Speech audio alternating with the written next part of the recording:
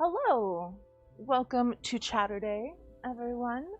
Sorry we're a little late. We had technical issues and finding things issues. So we are still kind of working on that a little, which is why I'm kind of like glancing about. 3M is run by a bunch of crooks. Yeah. Being in Central Time with a brain that doesn't want to work makes things difficult. I would imagine both of those things make things difficult. But yeah, so today we are going to be working on some sculpting, and one of the things missing right now is my sculpting tools, and this is the only one that I can find. You were probably stolen by 3M. Bunch of crooks. Yes. Brian's very mad about how the Scotch product that we got for This fucking garbage is trash. So we're very angry. This window is not sealed well, and it's very cold, which is why I have a blanket and everything. Because it's like, so there's like what, a foot of snow, more than a foot of snow outside, and so it's cold. I think it's like feels like 2 degrees right now, something like that. Hello, Armac, welcome. We're talking about how Brian broke everything. But yeah, so he was trying to get the window to be sealed so that the cold wouldn't be such a problem, because it's a problem. And instead everything broke. And here we are. So now you're caught up. And hopefully at some point in the near future, my sculpting tools will be found. In the meantime, I'm gonna like try and make do. Scientologists have already broken into our apartment and stole our tools. That explains it. That is the best explanation so far. And they took over 3M and turned them into a bunch of crooks. Yes. We're very angry about 3M. Hello, JJS. If you can find one from Duck Brands, they've always been great for me. Awesome. Cool. Yeah, it's like, so the problem is that the tape that they include stops working when you attach it to a cold thing, like a metal windowsill. And so... like the thing is literally designed to be attached to. It can't be attached to. And in the meantime, Smeagol's very excited about some cellophane wrapper right there. That's what was going on. Oh, cool, thank you. Brian just threw me a weed. But yeah, so today we are going to be working on... Your head is in the camera, just so you know. Say hello. Hi. Hey! We got him. Crisis averted, everyone. Okay, cool. That'll always be a problem. There's alien tape that sticks to everything. Alien tape? I've never heard of alien tape. Oh no, the problem is it wasn't sticking.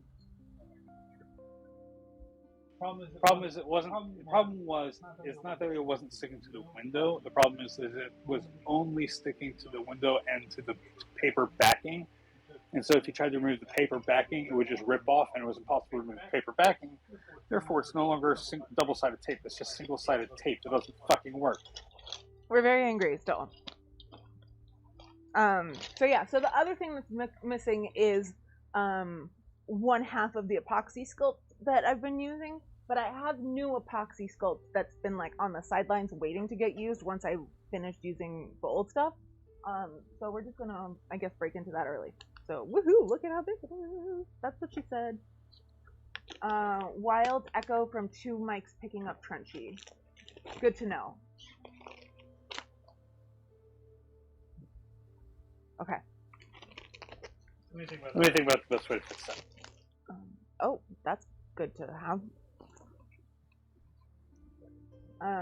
Thank you for letting us know. I think I already said that out loud.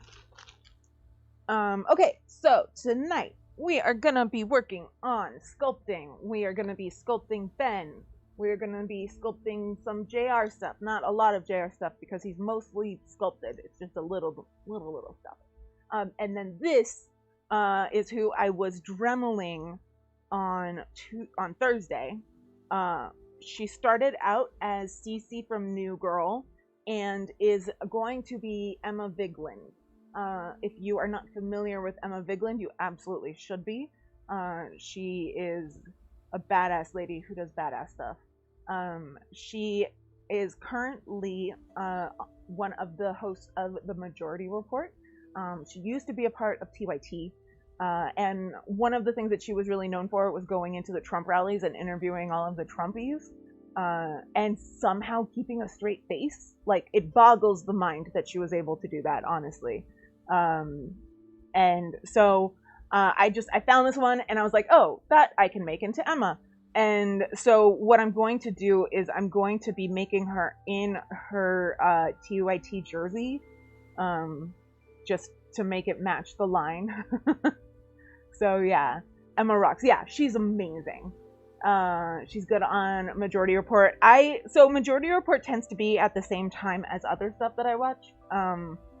And like, it's hard for me to catch up on stuff when there's a lot of stuff to catch up on. And now I'm also doing as much researching and studying for this as I've been doing. But when I do manage to catch it, I love it. Both her and Sam Cedar are amazing. And yeah, so. And then we're just going to be chatting. And then at some point I'm going to tell you what the topic for next week. She was extremely brave and professional in those interview settings. Absolutely. I would have been honestly genuinely scared. Like, what if they find out who I am? Like, or that I'm not one of them or whatever. Okay, let me see how well this works when you're not talking. I think I've got it set up almost correctly, so I shouldn't show up too much on the other mic. How's that sound to everyone? Better?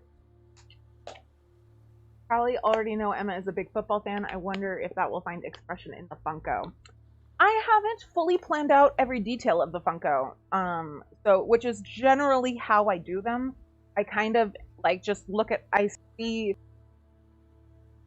scroll through eBay looking at Funkos for sale, and then like if I don't look at like the listing, I'm just looking at like the photos, and I wait until one catches my eye because I have like a mental list of like who I'm looking for, and I can see like what I can do to the Funko when I look at the Funko. I don't know if this makes sense, but like I can like visualize what I can turn it into and if I can make it work for whoever I'm working. And yeah, it tends to accurate product.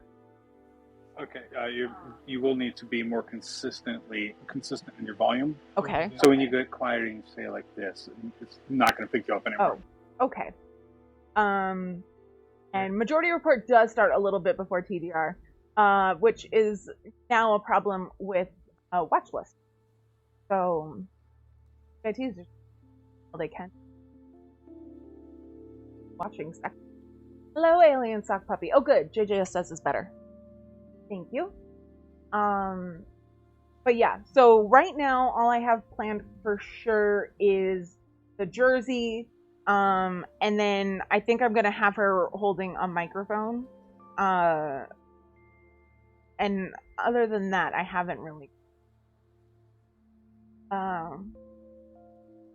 firmed it up or whatever. I don't know what I'm saying. Okay, how's my volume in comparison to Danny's? You want Danny to be consistent in her volume? Big ass Brian, big ass. Exactly. Yes. But ask Brian. Always ask before but. Hello, Axie Mom. Lovely to see you. Yeah, I'm not very volume consistent ever.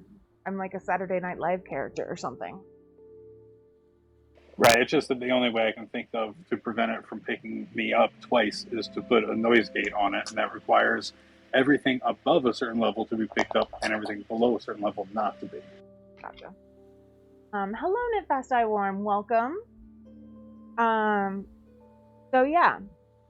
So for those who have just come in, we're gonna be doing some sculpting, obviously. And chatting. Wait, no, we're not doing a plastic bag, honey.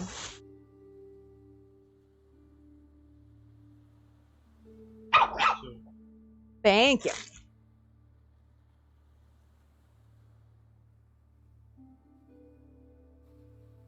She found a pack of darts, because we have this Nerf gun that we use to shoot at the cat when... To discourage the cat, yeah, yes. When we shoot it towards the cat when she is being a little shithead. And it's very effective. Now all we need to do is just like touch it. She runs away. And also she's starting to get terrified of things she gets in trouble for. Which is great. It's really funny because now she'll be afraid of Brian when she's done something bad. So we know she's done something bad because she's suddenly afraid of Brian. So, which at least means I know when to go look for something to deal with. Yeah. Like, oh geez, okay, what now? But yeah. So Smeagol found a pack of the darts and was guarding them, but eventually destroyed the pack, and so all the darts came out, and then she was just guarding the pack, which is no good. Yeah, especially because like the plastic stuff, then she could easily tear off a piece and aspirate it. That's not good. Yeah. I only have 2 volumes quite audible. Every once in a while yell volume. Oh no, are we doing Whispers Explosions? No, I think she means those are her natural volumes. Oh, okay. I thought you meant like you were only getting 2 volumes. Yes. Agreed. I've gotten much quieter in my old age. I used to be like a ball of hyper loud energy. That's my old brand. But being stuck at home on medical leave for now over 6 years, kind of makes that go away. You know?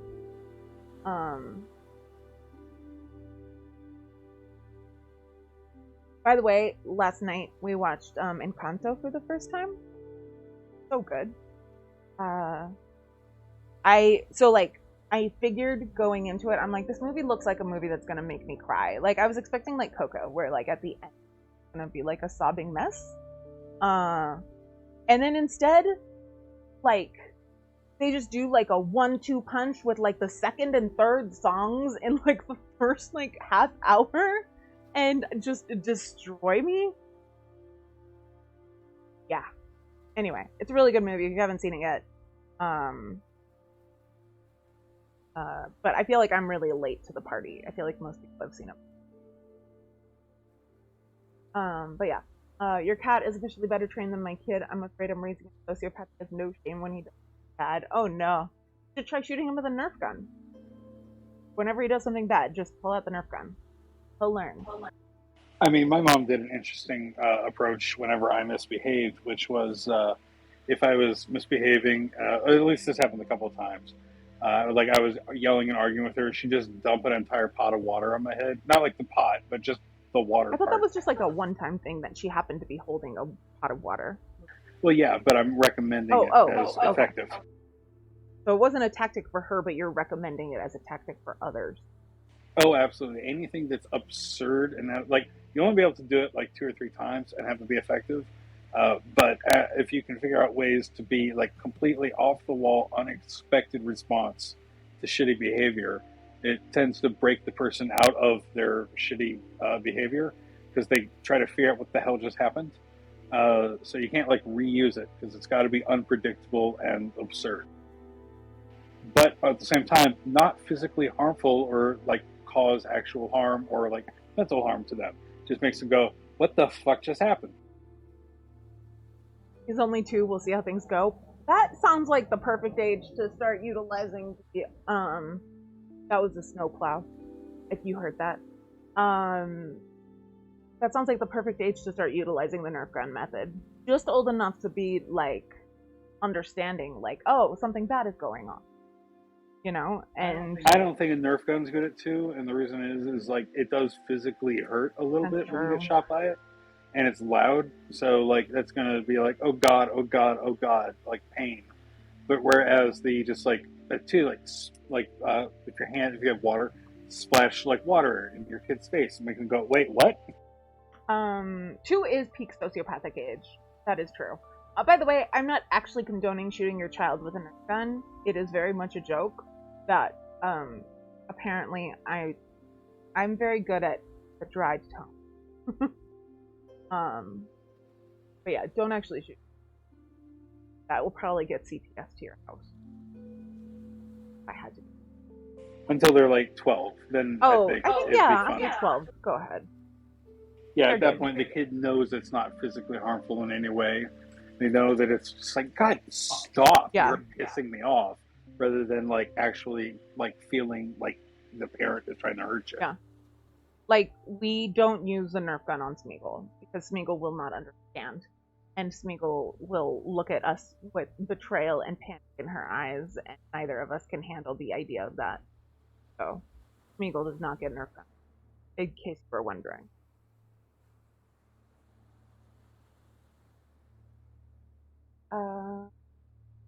My mom says that I need to watch that movie. They've watched it like song We Don't Talk About Bruno. It's stuck in my head right now.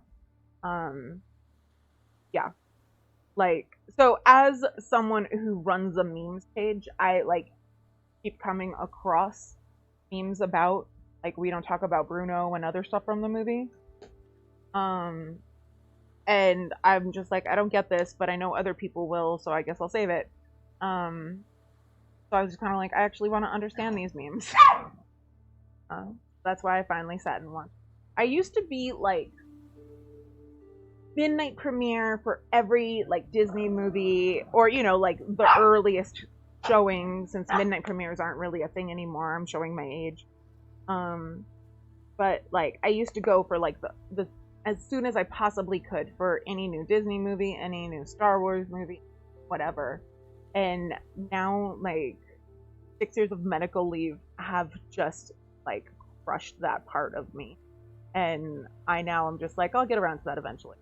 So, like, I've now finally seen Encanto, but, like, I still haven't seen Vivo or Raya the Last Dragon or other one. I finally saw Soul a couple months ago. I haven't seen any of the new Star Wars stuff at all. Like, I think the last Star Wars thing I watched was... I definitely saw Last Jedi. I saw Rogue One. You had me download 8 and 9 specifically. But I haven't gotten around to it yet. Right, so you've only seen 7. No, I've seen 8. I just need to rewatch it. Okay. I haven't seen it in a while. John says it's the best one. So. I mean, I guarantee no one says that about 9. Everyone is very angry about things, but I've actually managed to avoid spoilers so far. So. That's probably not good in this one particular case, because you're probably going to go in thinking, it can't be that bad. No, you're right, it can't. It's going to be a whole fucking lot worse. I've managed to avoid most spoilers, let me say. I haven't managed to avoid the big one that people are mad about. But other than that. Can you give me a one-word implication? Right? Cool. I mean, that's a little vague. Backstory. Okay, yeah. No, that's not the one like that is a really bad one. And then there's another one that I'm not sure about that I think I've gotten spoiled, but I'm not sure if I've understood correctly, and so I don't want to mention it just because, yeah. Like, there's a spoiler for Criminal Minds that I heard that I'm not... Smeagol, you can't step on the tools, honey. That, like, I don't want to say because I'm not positive I got it right. Can you remove the phone and the tool chest? Yeah. Oh, no, we're not doing that. Yeah. Okay. Friend last night, I'm just joking with dry humor. Joking with dry humor, for real. For real. I've gotten better at it. Like, I used to just, like, be, like, dry and sarcastic with, like, no explanation whatsoever.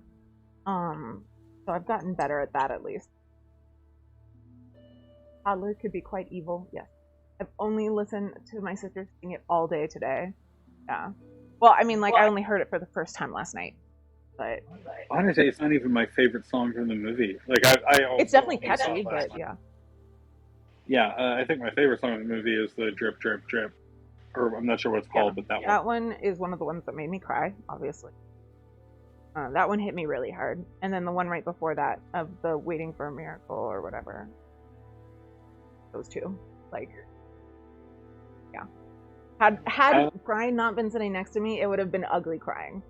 But I managed to contain it because I don't do well crying in front of other people, ever.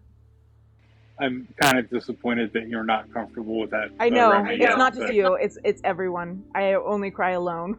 I know. It's very unhealthy. I mean, that's just the way it is. Yeah. The fact that I cried at all is saying something, honestly.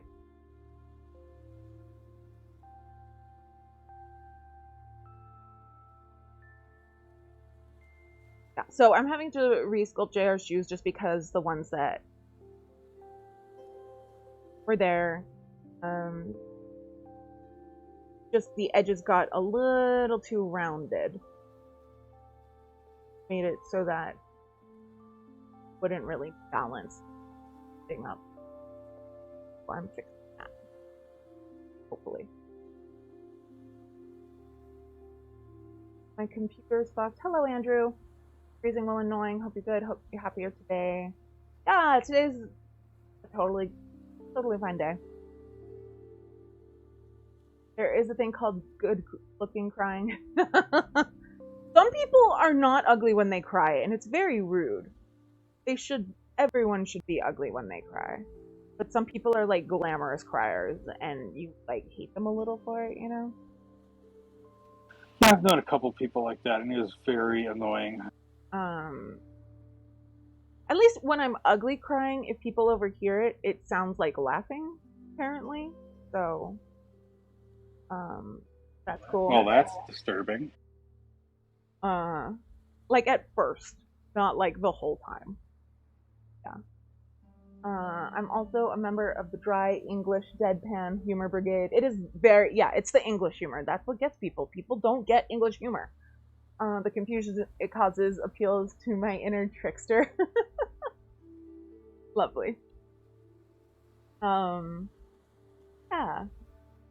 So we're just chilling. Today's it's probably gonna be a sculpting day completely, but it might veer into something else, who knows. And then towards the end we'll talk about what the theme for next week is, which might be a little controversial. I'm hoping not, but we'll find out. And in the meantime, we're doing sculpting and talking about my movie viewing habits and my crying habits, and excellent Disney movies. It was really funny because like like at first I was kind of like I can hear Lin-Manuel in these songs, like, but only because like I know Lin-Manuel, like I've been a Lin-Manuel fan since 2010, so like well before Hamilton. Like I have a Facebook status somewhere that I can find where I was like, when are we gonna get to the point where Lin-Manuel Miranda is famous enough to host the Tonys? Like, can it be now, please? And now look. Hold on, I need to get in front of you to make modification to that camera. So everyone, just sorry, I'm in the way. But yeah, I saw In the Heights on Broadway in 2010, and just like at intermission, my friend I was with and I just like turned and looked at each other, and we're just like, "This is amazing. We love this." Like, and And yeah, and it was love since then. I remember I was at work, and this is when I was working with kids with special needs, and we were watching Sesame Street, and like Lin-Manuel Miranda just like popped up, like he just showed up, and I just like laughed, and like no one knew what I was talking about, and now, yeah, now everyone knows who he is, and that's like as a Broadway fan, you get used to people having no idea what you're talking about, especially if you're a Broadway fan on the West Coast. Like just blank looks when you're talking about things that are like so important to you. Hello, Jellyman Kelly, and thank you for gifting the sub to Irie Man. I didn't even know Irie Man was watching. Awesome. What to get about it? I know, right? Maybe it's because I'm not a crier, so when I actually do cry, I really let it go. Yeah. Butt spot, really dropping the ball there. But one of the things that I find helps is like good cathartic crying, like just watching Queer Eye, you know, or watching a movie that you know will make you cry, like Coco, and then you get it out in like a healthy way, you know. But yeah, he seems cured of his cam shyness. Well, now on the Star Trek live stream, you see his whole face on purpose. Really evolving back there.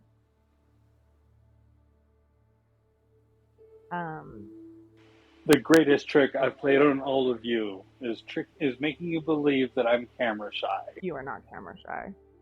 Not even close. Yeah, no, it's not camera shyness. It's a bit. Yeah. It's just him thinking he's very funny. It's me thinking I'm very funny and trying to make the joke last for months without explaining to anyone what the joke is. Until finally today, everyone goes, "Oh, so this has been a joke?" I don't get it. It's not funny. Exactly. It's a joke that isn't funny. That I ran for months without explaining to anyone. And now that everyone hears like that, I don't get it because there's nothing to get. It's a bad joke. I've known. But I was also kind of told, so not like I'm like extra intuitive. Yeah, I didn't mean Danny. I meant like everyone like watching. Yeah. And you've known about it the whole time, and you're like, "This isn't a good joke." I'm like, "Yeah, I know. It's the best." It's a completely pointless joke with no punchline. I became resigned to it early on. Basically, what it comes down to. Okay. Queer Eye makes me sob. I know. They don't have to be watching to get the sub. Oh, I know. I didn't know that Irie Man was watching at all. Like, to get the sub. In the first place. So, flat in. Queer Eye makes me sob. I know. Every episode will get you, pretty much. It's, impressive, honestly. And it's always good crying. It's not bad crying. Like, it's not crying that makes you feel bad. I cried watching an episode of Criminal Minds. I've cried over a couple episodes, for sure. I cry fairly easily now. Back in the day, it took a lot to get me to cry. And now, like, I'm out here ugly crying to Disney movies.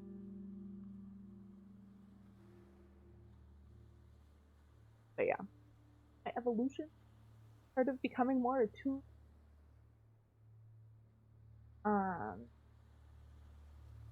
Queer Eye, I thought that was a makeover thing. Oh, Andrew, oh my gosh. Okay, you need to watch Queer Eye. It's on Netflix.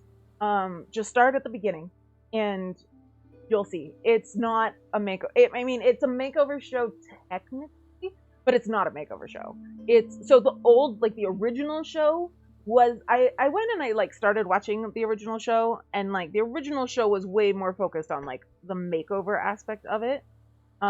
Whereas this is more focused on the helping people, like become themselves and learn who they are and learn how to express that and learn that they deserve more than whatever it is that they are accepting as their lot in life. And like, oh my gosh, and it's not like Queer Eye. It's like you think like Queer Eye for the straight guy. That's not what this is. This is like every now and then, yeah, sure, it's a straight dude, but it's also like moms and pastors and firemen and a firehouse and like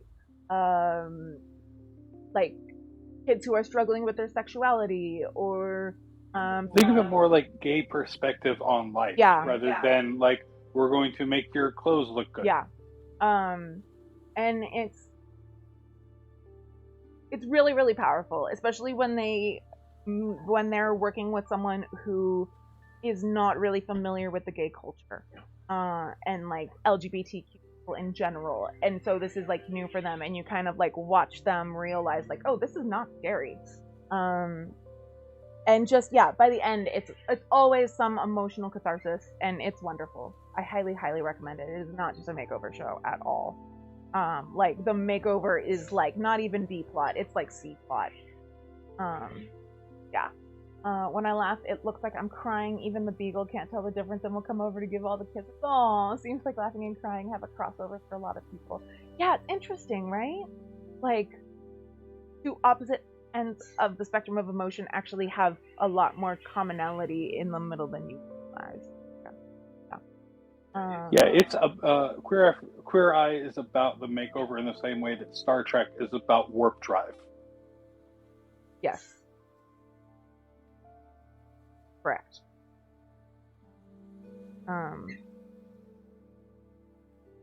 Speaking of which, if you're a Star Trek nerd, Sunday, tomorrow at 6 Eastern, producer Brian and other roommate will be doing their Star Trek thing. And I have told them that like I will occasionally allow myself to be dragged in. So you never know when that's gonna happen. And of the episodes so far, 100% of them have a Smeagol cameo.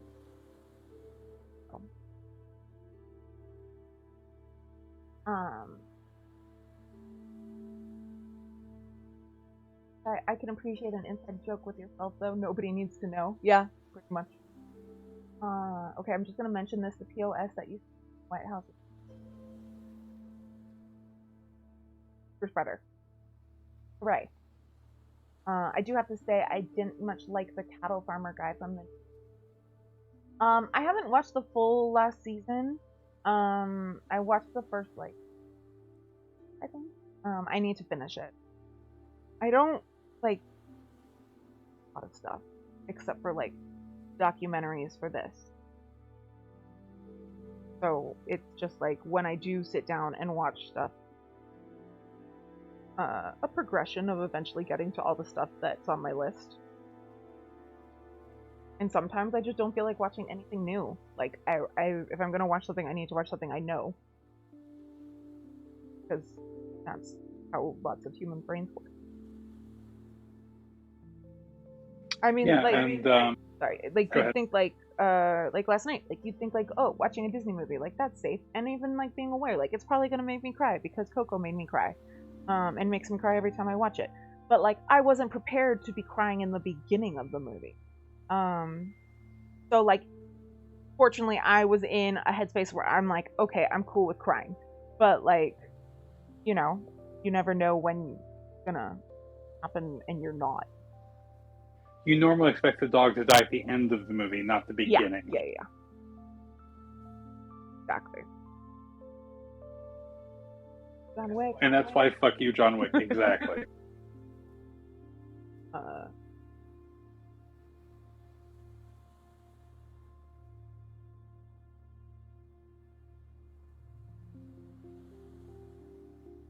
Okay. I'll check it out. Yay, good.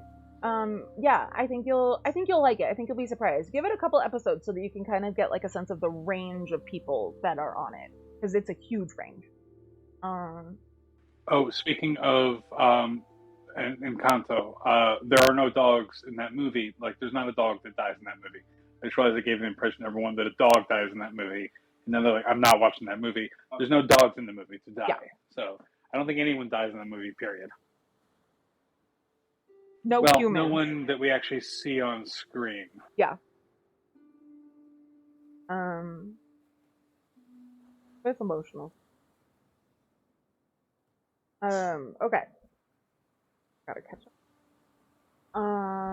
We will power the warp drive with makeover particles. That's funny, Armac. We love some Smoosh. Yeah. Yeah. He's a good one. He's a good one.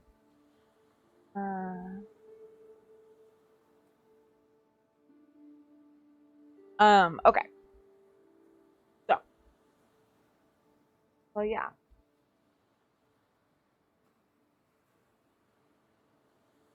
Did anyone watch any of the Scientology documentaries that I posted on the Discord? I'm just curious. And if you did, what you thought of them. And if you didn't, you're banned for a week. And that. Yeah. That was y'all's homework. And yeah, obviously not really. That's very obviously a joke. Okay, so. Did I say it? I say it a lot, hence it being the title.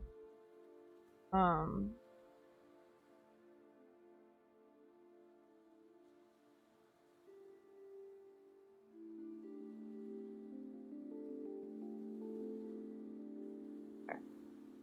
Going to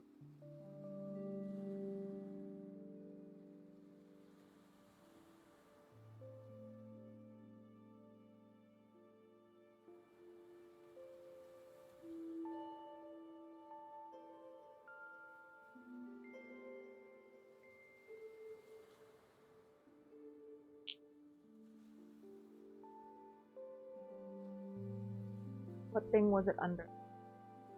What thing was it under? What thing was what That's under? what I'm seeing if you remember what context that would have had. What thing was what under? I'm sorry, I forgot context because I got distracted by JR's shoes.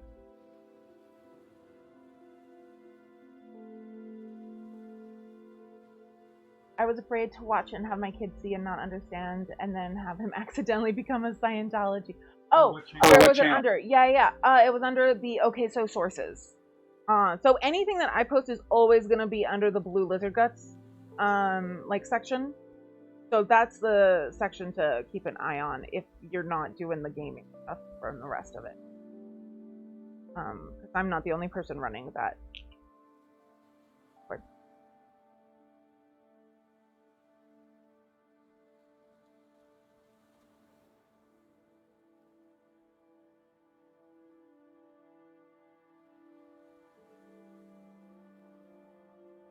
If you were done with this. I can find the exact one and just post something there, like at you, Andrew. Give me a second. Yeah. I know, Discord can be really confusing. I'm finally at the point where I'm mostly used to it, but it took a while.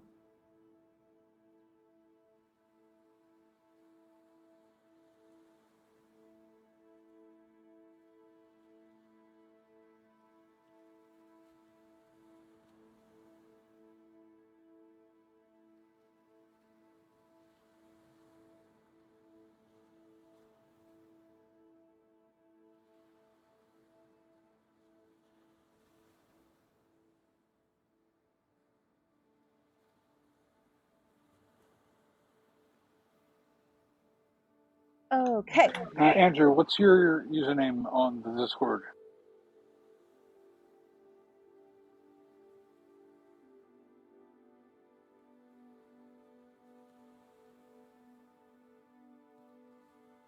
Yeah, I try and put, like, if there's anything that I mention that I'm like, yeah, I really got some interesting information from this, I'm gonna try and remember to post whatever that was in the Okay So Sources channel.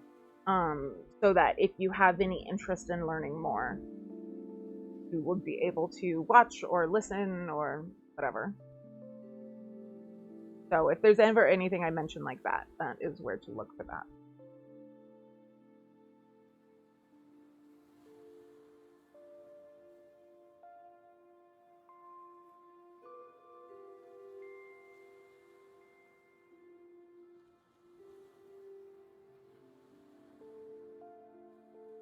I'm slowly converting my geriatric friends to Discord. The resistance is amazing. Yeah, I always knew that as I got older, I would have more sympathy for like older people who just don't understand or want to learn new technology. And I was right. I get it. I definitely get it. Because there's a lot of times where I look at something, I'm like, yeah, I don't want to learn that. Good. Like, and I think like part of that also has to do with just like not being out in the world for so long, and therefore not feeling like the peer pressure to join stuff. Which, by the way, not being out in the world and feeling peer pressure and whatnot is like what got me to start paying attention to the world, instead of my own little corner of it. Which I just quoted Cinderella on accident. The Rodgers and Hammerstein, not the Disney. And yeah.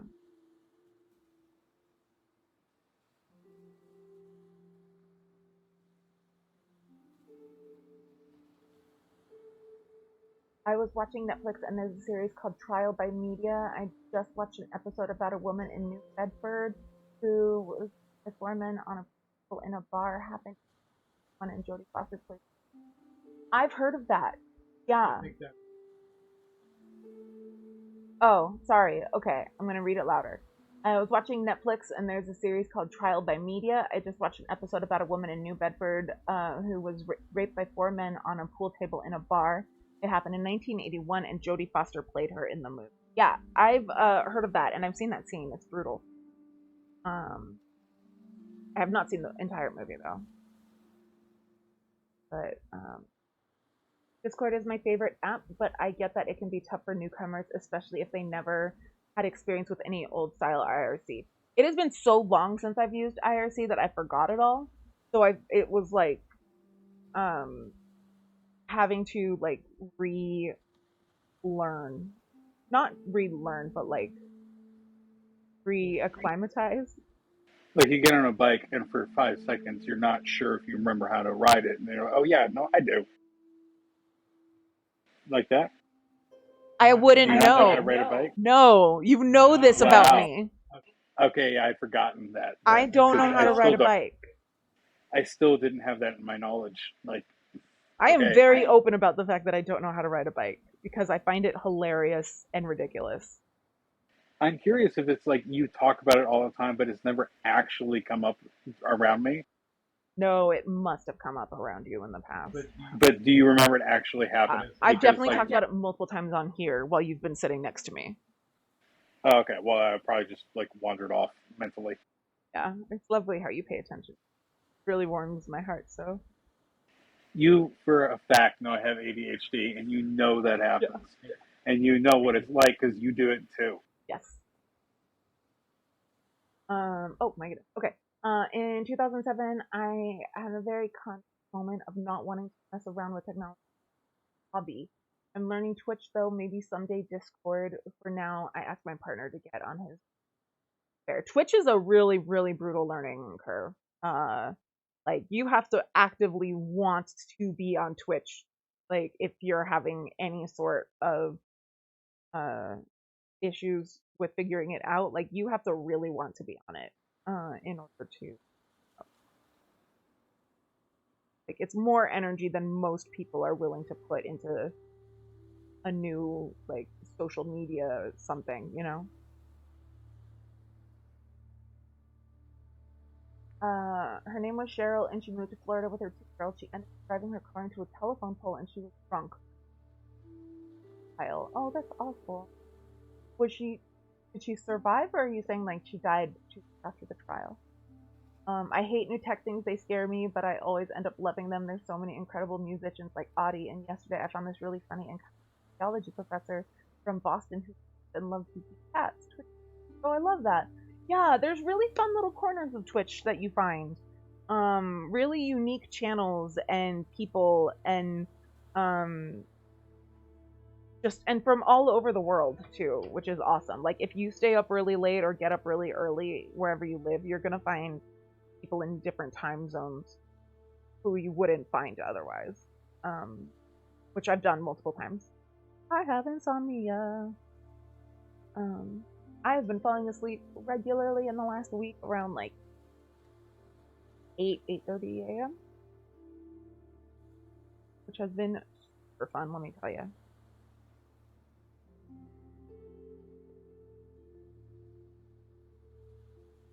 Okay. People just stood by too while the woman was raped. I have very, very terrible balance. When I told my physical therapist that I didn't know how to ride a bike, he like took it as a personal challenge. Like that was his goal. Like he wanted to get me to ride a bike. But now I need more surgeries, so I'm not going to physical therapy. So we'll see. Maybe one day. There's a program here in New York City called City Bike, where you can like go to like it's basically like a kiosk type thing, and you get a bike, and then you app for it, and then you can just like return it to any other kiosk in the city. I think it's brilliant, and makes me wish I could ride a bike. But what's actually funny is most people who can ride a bike actually don't know how they ride a bike. They just do it because it's muscle memory. Yeah. Most people actually have no clue how riding a bike actually works. Yeah. And the specific part they don't realize is when you're steering, you actually steer away from the direction you want to turn, not towards it, which is very counterintuitive, but that's how a bike actually works. Yeah. And there's probably a lot of people in chat going, that's not true. Go ahead. Next time you're on a bike, it'll be a few months because it's winter. But next time when you're on a bike, like get going forward, like almost let go entirely of the handlebars and just push on one side, and you will turn to the side you push, not the side you pull.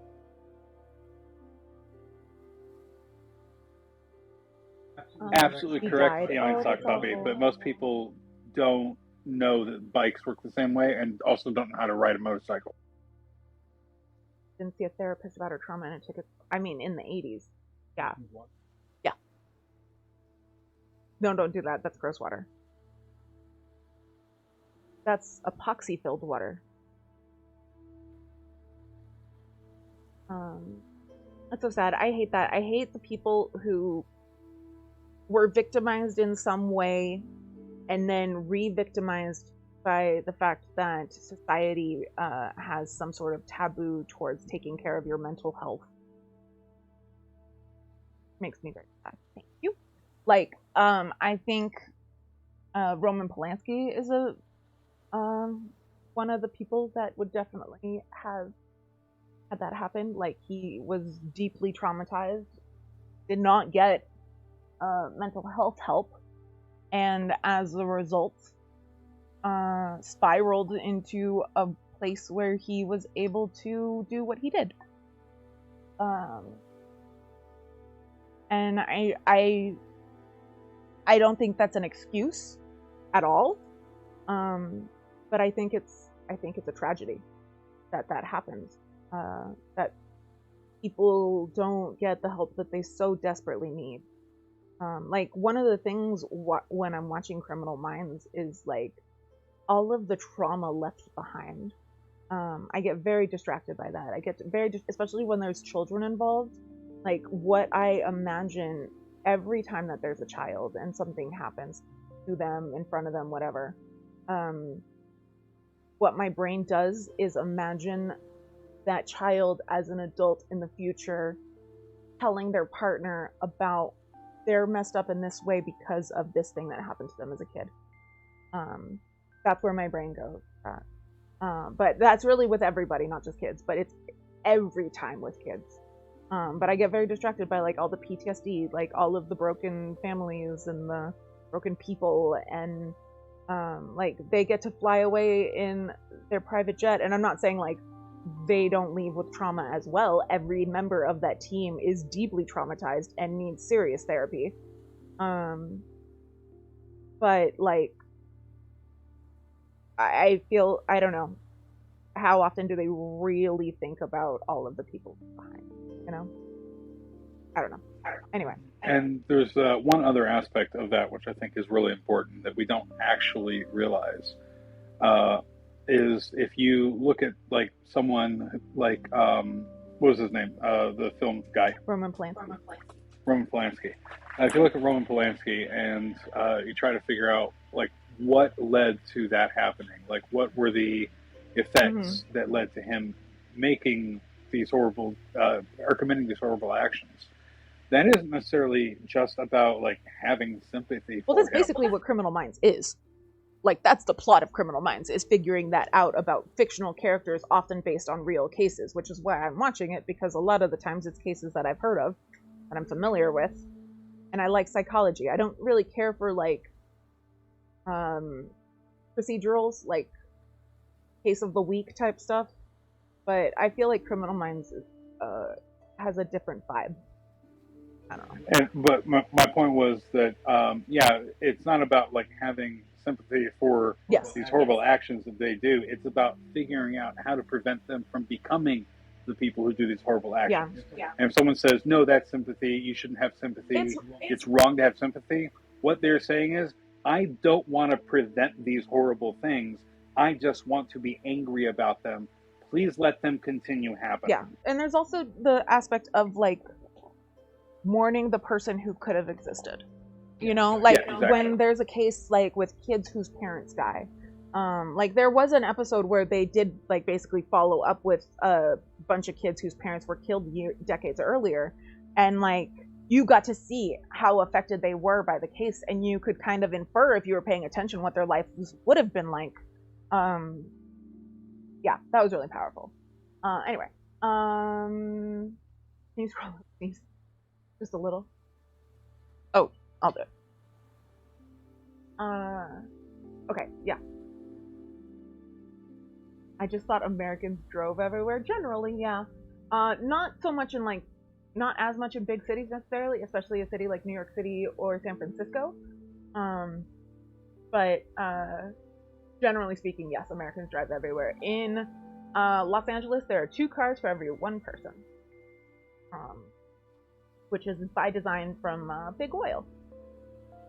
If you lean into a turn, the front wheel will turn the right direction. You just hold onto the handlebars. I shouldn't be thinking and trying to ride a bike because that would be a disaster and lots of injuries. Yeah. Jordan Peterson needs some mental health help. Lots of people do. That's what I do for work. You hear it every day. I'm not sure what that was.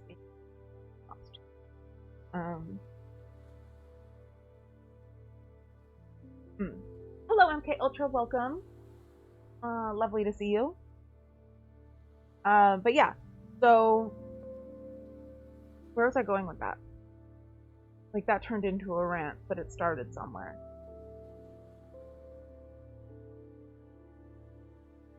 I literally have no idea. Yeah.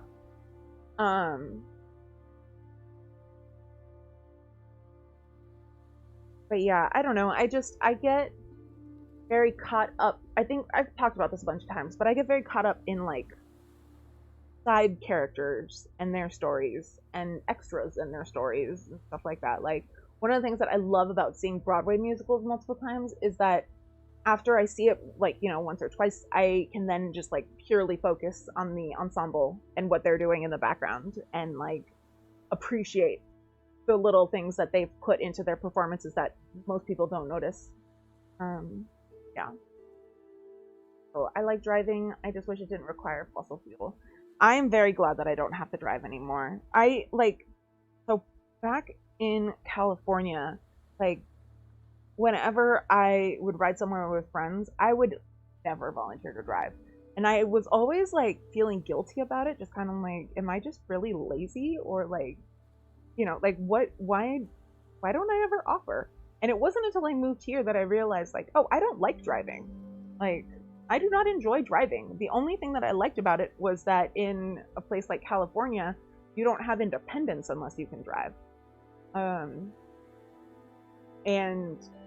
But the actual act of driving, I have little to no fondness for.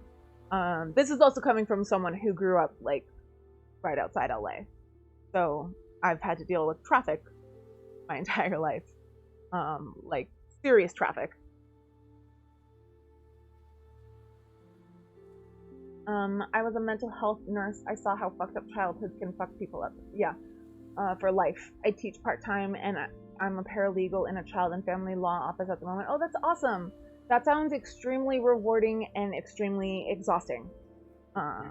And I get to see how the fucked upness starts. Yeah.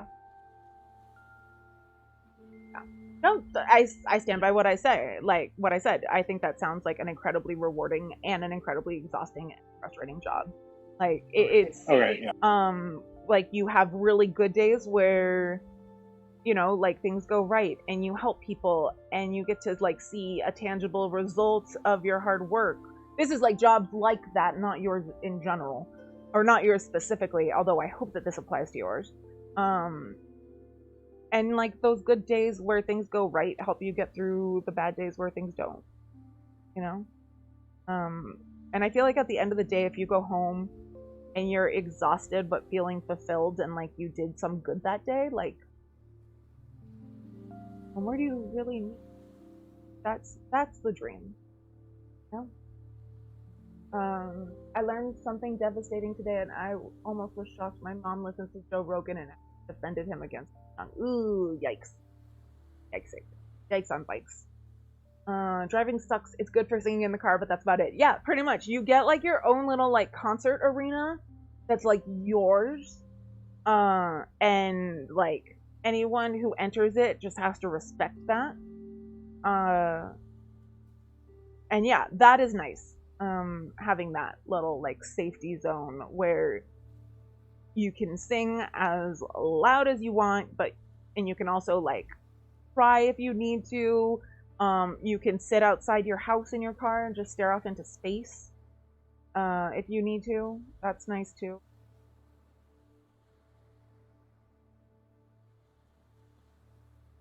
Let's see. My boss is next Tuesday, I'm guessing. Parents, take care of your kids. If you can't, please take birth control. Yeah, I really feel very strongly, like one of the things that got me to become pro-choice was just like, first off, listening to the stories of that people have gone through in times where they don't have choice. And then just realizing like no child should be born don't want them. Like that's cruel to those children. And if something happens, even though you're taking birth control or you can't have birth control and you don't want to have a kid, yeetus that fetus. Yeah. And if you outlaw abortion, it's not going to actually get rid of abortion. There will always be ways to get abortion. They're just not going to be. Yeah. So speaking of Rogan, oh yay. Joni Mitchell joined Neil Young and removed her music from Spotify. Oh, awesome. I mean, that makes me sad personally because I like listening to Joni Mitchell, but I mean, we can switch to another music service. Yeah. There's plenty to choose from. That's true. You can scream and swear if you need a car on the way home. Yeah, exactly. Like your car is a very good venting chamber, whether that is for singing as loud as you want, or crying as loud as you want, or farting as loud as you want. That car, you. Right, words of wisdom. You're welcome. You're very welcome, Andrew.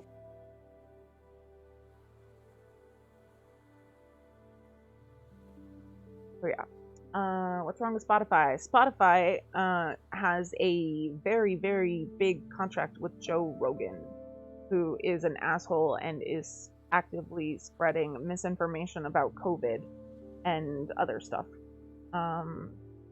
And considering the fact that he has this huge podcast with this major platform, people are listening, and it is extremely dangerous.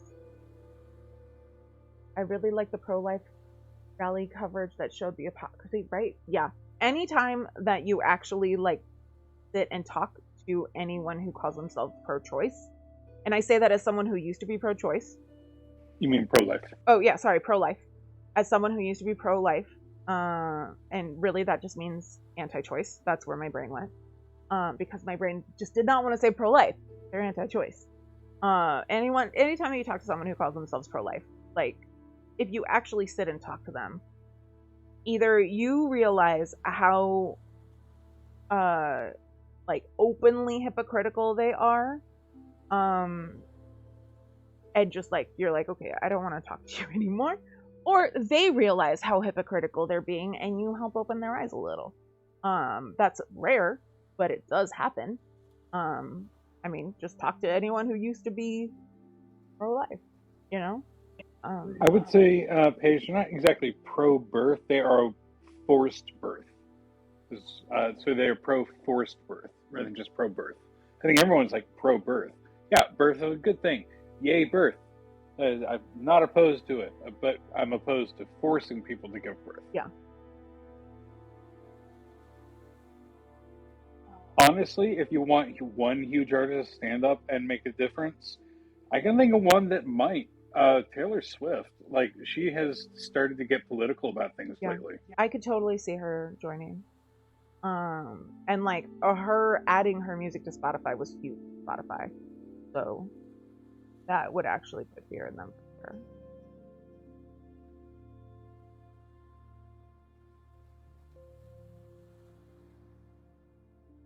Okay. Campaigning. As you should. Just one huge artist. Spotify is such a juggernaut app. When I try to put regular people onto audience there's near unanimity. Wow, I read that word all the time and I never have to say it. I know how to pronounce it, but after you said it wrong, I can't do it correctly anymore. Fair. I feel like Nemo. That'll only give her a listen if she gets up on Spotify. I actually, like, when I started listening to her, I was really disappointed when she wasn't on Spotify. So I have not been listening to Spotify lately, mostly just because I've been distracted by, like, search for this and stuff. But yeah, like, it's really funny just how my listening has... Oh. It's funny how my listening has, like, decreased, because, like, a couple years ago, the yearly roundup, I had listened to 864 different genres of music, if I'm remembering correctly. And then, like, last year, the roundup, I think it was only, like, 500.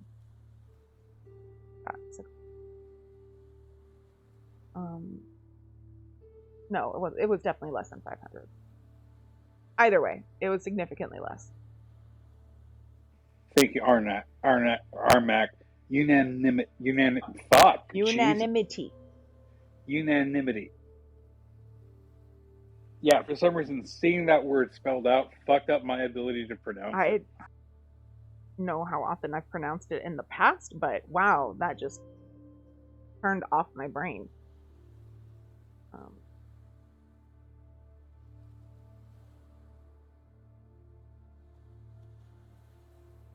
Unanimity. Okay, unanimity. Okay, close enough. Fuck it. Close enough. Does she let you give her a kiss, or would she bite your face? I'm guessing you're talking about Smeagol? And 50-50 if it's Danny. Like, I she'll would just bite my my face if it's me. I would absolutely bite your face. I would bite most people's faces. Don't take it personally. No. I mean, like, if you kissed Smeagol. Oh. Yes.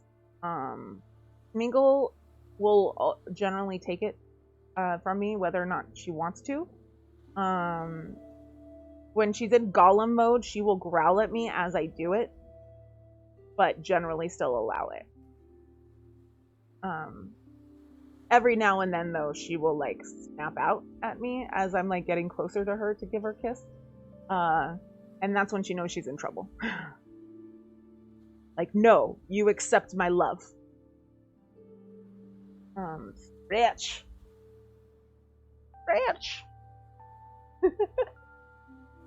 Fake eat it fast eye worm? It's like sea anemone, but without the stinging tentacles. Exactly.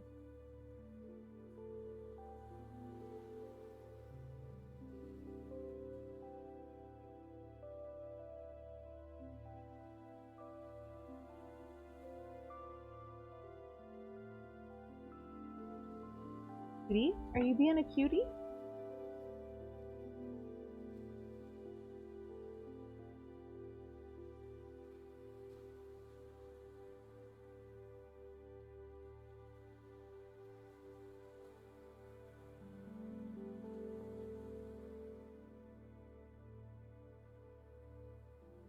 Let me adjust this other camera so I can see her.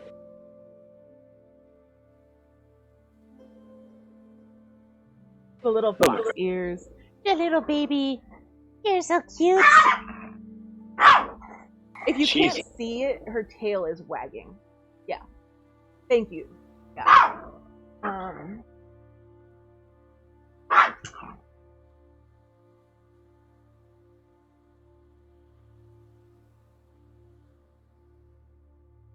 I saw the neurologist that I got referred to yesterday, and I went to Target afterwards. I was shocked how much. Plus, they had a huge section of clothing and other things to celebrate Black history, Black people's struggles, and books. Wow, I never seen such a huge section devoted to Black culture. That's awesome. I haven't been to Target since the before times.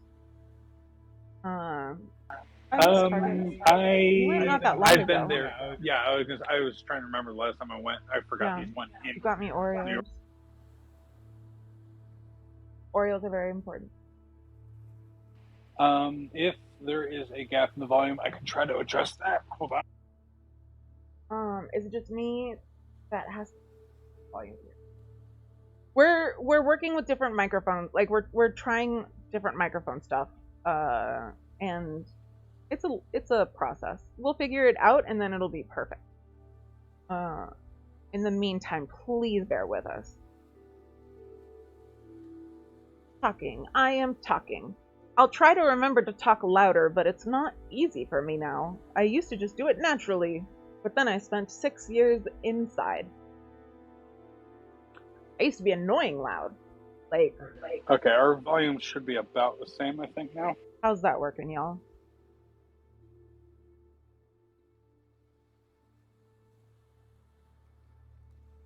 Now I have me and Bobby McGee stuck in my head. Because you made me think of Janice. That's my favorite song.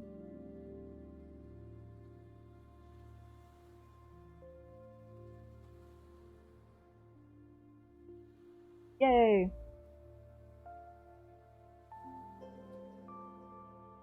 Okay, well, hopefully our volumes are about the same, or at least relatively close to each other now.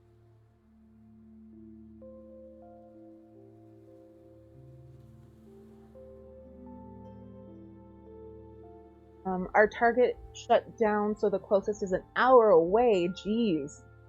I don't think I've been to a Target in 3 or 4 years. Hour away. That is so long for Target. Our nearest one is like, what, 2 express stops away? 1 express stop away. I just get on the 4 and get off the next stop.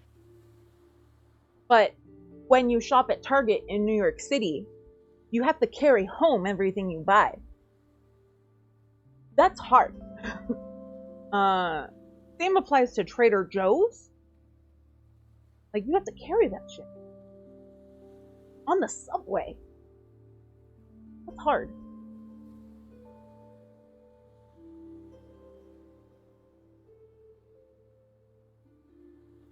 Yeah, my mic is somewhat distorted because I am transferring all of my voice data through Bluetooth to my phone, over to my server, and back to the computer that's doing the streaming.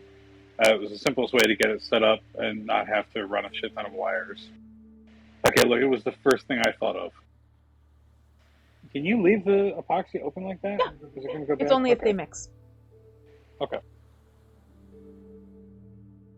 Like, I definitely want to be utilizing the smaller ones and just transferring them over instead of, having it the regular one, but we gotta find them. Honestly, right now, I think the next person on Spotify, it's going to come out of left field in terms of who it is. It's going to be like, really? Like, unsurprising, but why them? I think is going to be the next one. Weird Al. I'd be really sad if all Maybe. Weird Al songs went away. That would be enough for me to be like, fuck it. I'm canceling my Spotify account immediately. Mic seem to help and you're excited for them, but you prefer without the mic? Or you still prefer with the mic? With Just means without. Okay. Without the mic always heard this your mic is distorted. Yeah. Got it. Okay. Yeah, hopefully like it'll get better. And then also I think you were like, did you buy a new one or you were looking for a new one? I am still looking for a new one because I want to do wireless lav mic setup so that you don't have to have this cable draped across the entire living room. Gotcha. Also, I'm going to upgrade the cameras so that they get better fidelity. Can you hear the air when it comes on now with the mics? Because it was very loud before. I'm curious how much it's picked up. Why would anyone listen to Joe Rogan? He's an idiot. Yeah. We all ask ourselves the same question. Well, there's no answers forthcoming yet. He can be kind of funny. I sat through a 3.5 hour thing of his because he interviewed Amanda Knox. And one thing he is very good at is interviewing. He asks very good questions and he gets very good answers from the people. I fast forwarded through every time that it wasn't him asking her a question or her talking. Anytime he just started talking, I just skipped it. But it was a really good interview, like when I was skipping his shit. I think when there's inevitably an Alex Jones moment and Spotify is facing a class action suit, which is gonna be soon the way he's going, they may reconsider him, but he's no doubt highly lucrative even with the suing. Yeah, he has millions of listeners. They're making a lot of money from him. Sure. They put a pre-K and daycare in the Target building. That's weird. I've never heard of that. Andrew has figured Joe Rogan out. Please do tell.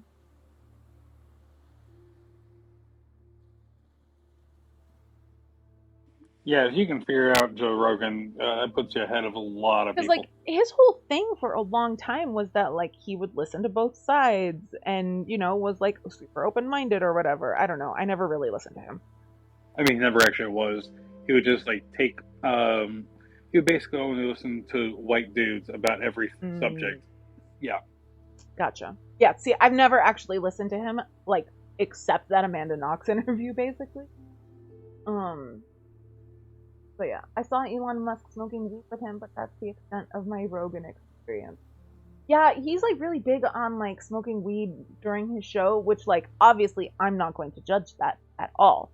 And I like think honestly like it's really cool to be helping end the taboo on smoking cannabis. Like unfortunately that still exists.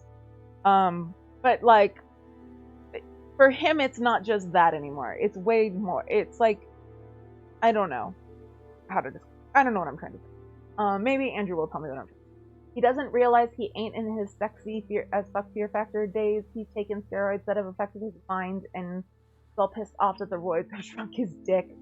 So he gravitates towards Peterson, who tries to make guys insecure about this better about it.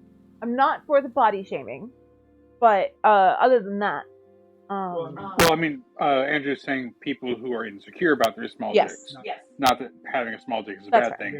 They are insecure about it. That's fair. Okay. But yes, that does seem, that is the right energy for sure. Like that's what he gives off.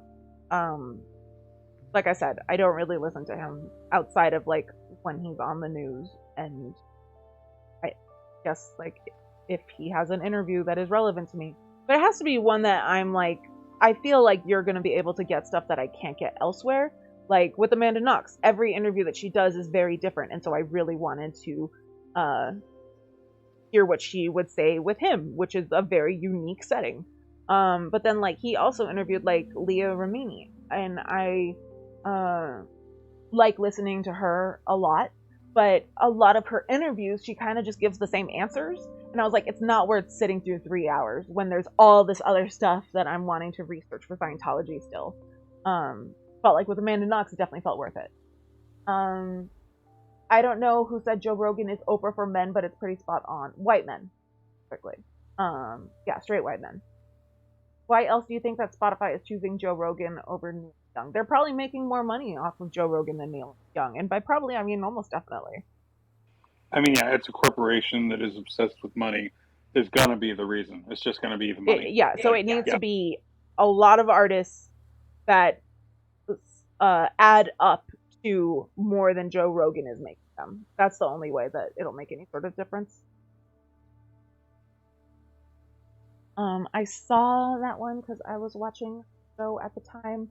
She's very cool, and he wasn't nuts then. Okay, you did see that one. Okay, it didn't feel like it was going to be worth it. I really like her, and I really like listening to her and what she has to say. It's just like when she's being interviewed, and it is also mostly because people tend to ask the same questions, which, so probably Joe Rogan did ask questions. It just didn't feel like something worth the time that I could have put into other sources for this. And then did put into other sources.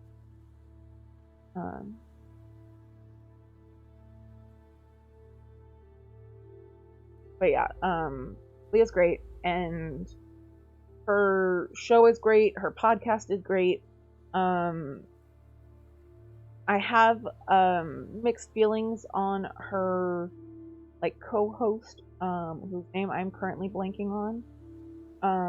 But because he used to be like the number 2 guy for Scientology total. Like he was right below first Hubbard and then David Miscavige, and like now he's out and doing good work against them, and really making a difference with that. But the only reason he got out is that they turned against him. Before that, he was 100% complicit. And did Louis Theroux touches on it in his, which was kind of a relief because I'd been like kind of thinking the same thing and no one was really addressing it. So once again, I do recommend Louis Theroux's documentary, which I linked on the Discord. And yeah. Andrew, you're absolutely correct. Queens is basically the American Cockney accent. It is, yeah. American Cockney is Queens. That's totally true. Queens and the Bronx.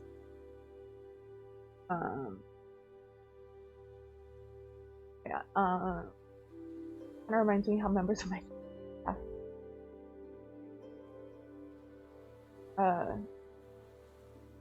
yeah, no, Mike. David is the one who's still in. I'm saying Mike. Yeah, Mike. E. Yeah, him. He got out. David Miscavige is still in charge. But he was like second to David Miscavige. Like he was his right hand guy. And then one day David decided that all of the higher ups needed to be punished, and so they threw them in the hole, which is that pair of double wide trailers in the compound in Riverside, California, where they send people to punish them. And like you can be in there for years. Like it is very open-ended as to how long you are going to be there when you are sent there. And yeah, so I think he was there for a couple months before he escaped, if I'm remembering correctly. I could be off on that. Alex Jones always looks like he is about ready to rupture a brain aneurysm or drop dead from a massive heart attack from his yelling. Yeah, definitely. I hope he gets his heart checked out regularly. I think Joe Rogan is a what? Nothing. I think Joe Rogan is a last person in the room thinker. Yeah. Rogan has always been a lot live off the land, don't trust the government, left-leaning libertarian. So when the vaccine came along, I was not at all surprised by his reaction. I think Rogan got pissed off at all the criticism he got over it, rebelled, and surrounded himself with people who agreed with him. That's exactly what happened. Yes. He was like, wait, you're criticizing me? Well, fuck you guys. I'm gonna join these guys who say I'm awesome. That's basically what it was, yeah. When the right took notice, his base got even larger, and here we are today. Yeah, because they were like, this guy's triggering the libs. Have I seen that new series on HBO called The Gilded Age? Oh, it's on my list to watch.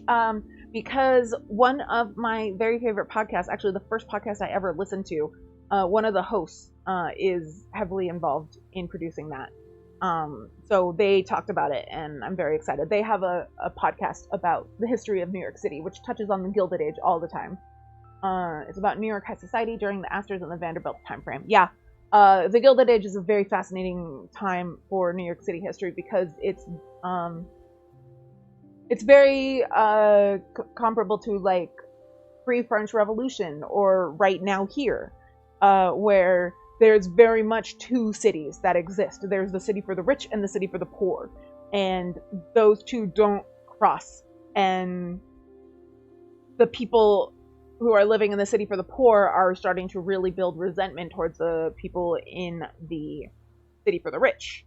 The Gilded Age did not end in a wild revolution because a bunch of socialists came in and did a bunch of progressive agenda things and really helped the lives of the people who were living in the poorer parts and who were really desperate and really needed help.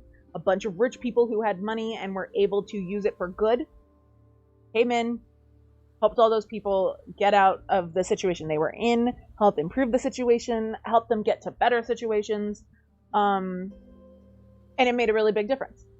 Unfortunately, like pre-revolutionary France ended in revolution. Who knows what's going to happen this time? We'll find out. Hydrate, thank you. I do need some water. And I just finished making some minor tweaks to the volume. Okay, looks. Did you actually watch it yet? The Gilded Age show? How is it? I'm curious. Oh, you just said. I just saw it. It's going to be really good, I think. And The Crown is coming back to Netflix, which I've never watched The Crown. It just, I think, like, at the time it came out, it just was not something that appealed to me. I feel like Queen Elizabeth is a very,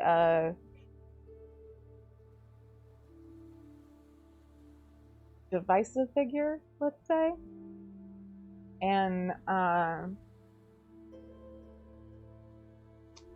knew that, like, obviously they were getting approval from the royal family and everything, and like from what I hear, they actually do a really good job at what I would call ethical storytelling, where like yes, they changed the like the details to make for better storytelling, but the message is the same, and like the overall story that is told is true to the story that happened. So I do like that, definitely. But yeah, it's just not appealed to me. It'd probably also really depress me and remind me of my grandma because it seems like something that she would love if she was still alive. So that also kind of just shy away from it. Episode 2 Monday night. Cool.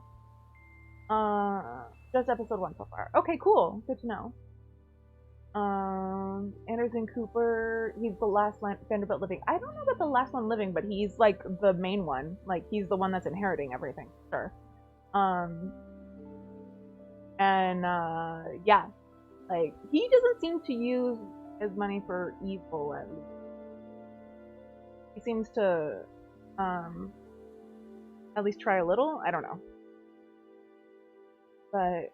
He is living my real estate dream, living in a converted firehouse in the West Village.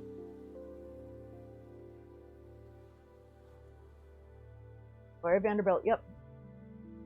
Stretch, okay. Stretch! Stretch! Whew. Sorry, I just got... happened.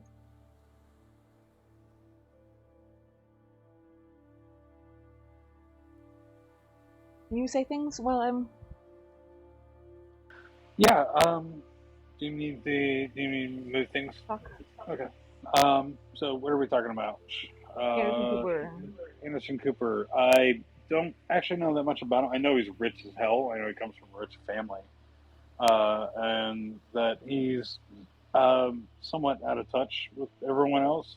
I'm kind of just talking to my ass here right now, so don't take anything I'm saying about this as correct. Oh, Alien Sock Puppy, I'm sorry, your face hurts. I hope you have a good rest of your evening. Your face hurts? Oh no. I hope your face feels better. I didn't know your face was in pain. That has to be so friggin' expensive to convert a firehouse.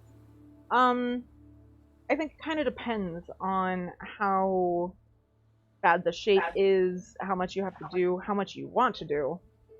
How thoroughly you want to convert it. If you just want to live in a firehouse, all you gotta do is buy it. Yeah, and put a bed in it. Even then, you don't have to do that. Well, I mean, actually, most firehouses have people sleeping there, so presumably there's already a bed there. You know, the crown is accurate when the royals try to get it shut. Yeah, like, I heard that, like, they had been with getting the royal approval, and then I guess, like, they stopped doing that as much, and then I think they kind of went back to it, if I'm remembering correctly. I could be off. People think I'm weird for liking older, not that I only like them older. Anderson Cooper, oh, absolutely. Yeah, Anderson Cooper is, like, if you look up Silver Fox, he shows up. We're losing some frames, but I think we're back to normal. The frames got angry that I was talking about Anderson. They're like, wait, I thought this was about socialism.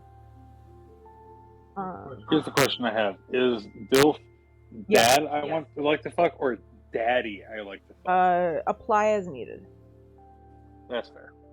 There is a cover of Stacy's Mom by a singer by the name of Anna Pemphill, and it's called Stacy's Dad, and it's amazing. That's actually a cover of someone else's parody. Awesome.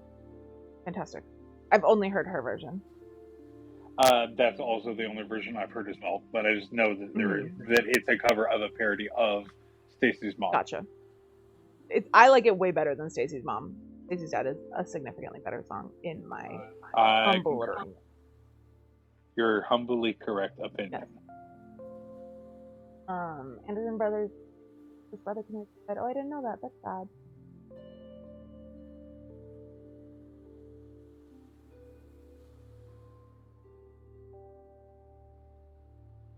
$44 versus 36. I'm 33. I'm the baby. Ronan Farrow is stand-up dude, honestly, and doing good work, and really passionate about doing good work. I love Ronan Farrow. Yeah, and he's a really just wrong person who has been through a lot of stuff and come out the better for it, I think, and works really hard at making it so that other people can do the same. But yeah, Ronan Farrow, in case anyone is not aware, was like instrumental in. He's extremely passionate about social justice and making sure that the right is prevailing. He has nothing to do with his dad, Woody Allen, which is why he took his mother's name Farrow instead. It's a possibility that he is actually Frank Sinatra's son and not Woody Allen's son, which I personally hope is the case for his sake. But yeah, Ronan Farrow's an awesome. My ex was 55 when I was about 40. Ooh, and going for the old. My butt was 55 when I was 30. Yes. That's why butt spot is here. More than a possibility, just look at the eyes. Oh, I know, right? Yeah. But his mom, doesn't his mom, Farrow have similar eyes as well? But yeah, I can totally see Frank Sinatra paternity there as a possibility. Yeah. Can you imagine Woody Allen being your father and fighting against that guy? Yeah.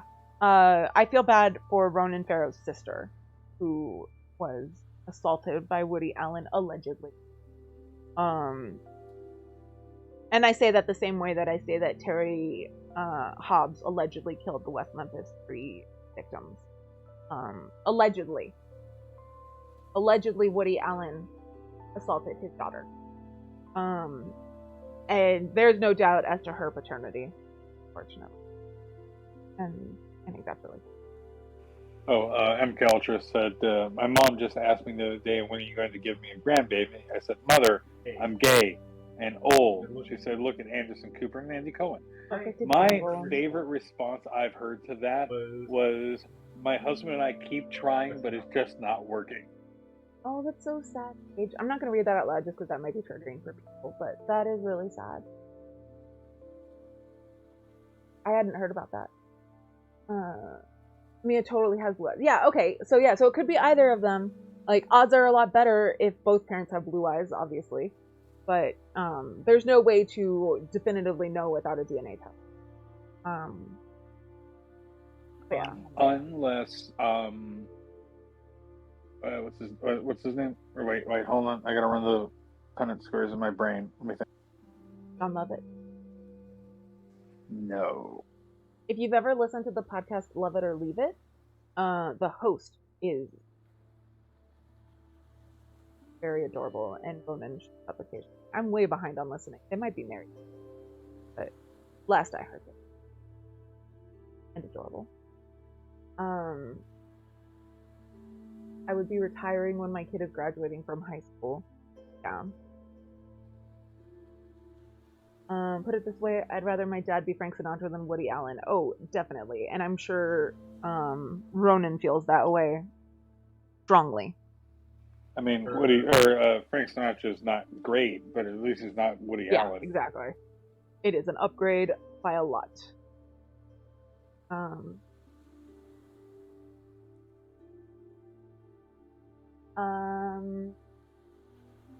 I only know Andy Cohen from what he does. Apparently he stands there and looks very pretty. I actually am not the one. I don't think I am.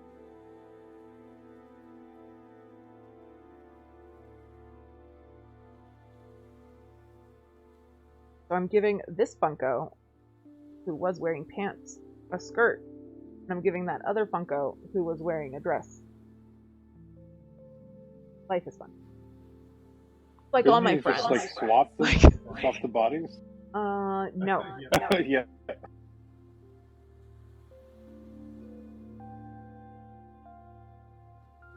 In the last decade, I've had so many friends come out for non-binary. Like, how much easier would life be if you could just swap?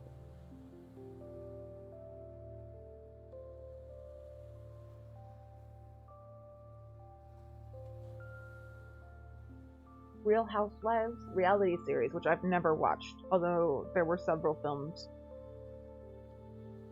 in Orange County and nearby.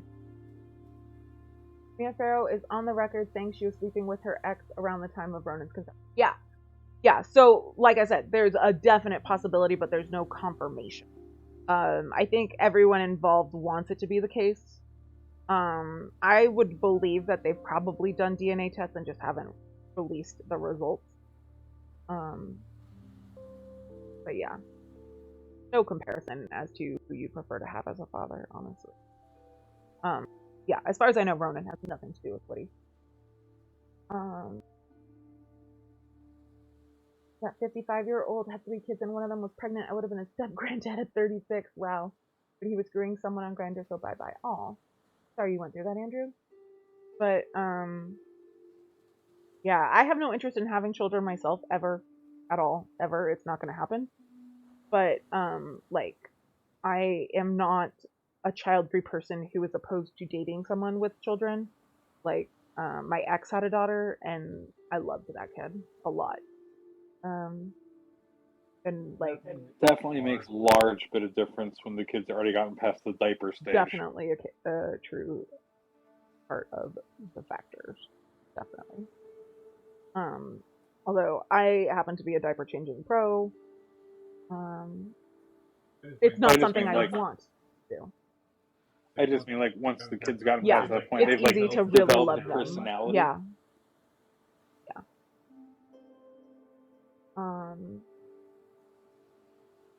At least Sinatra was, shall we say, a big supporter of union.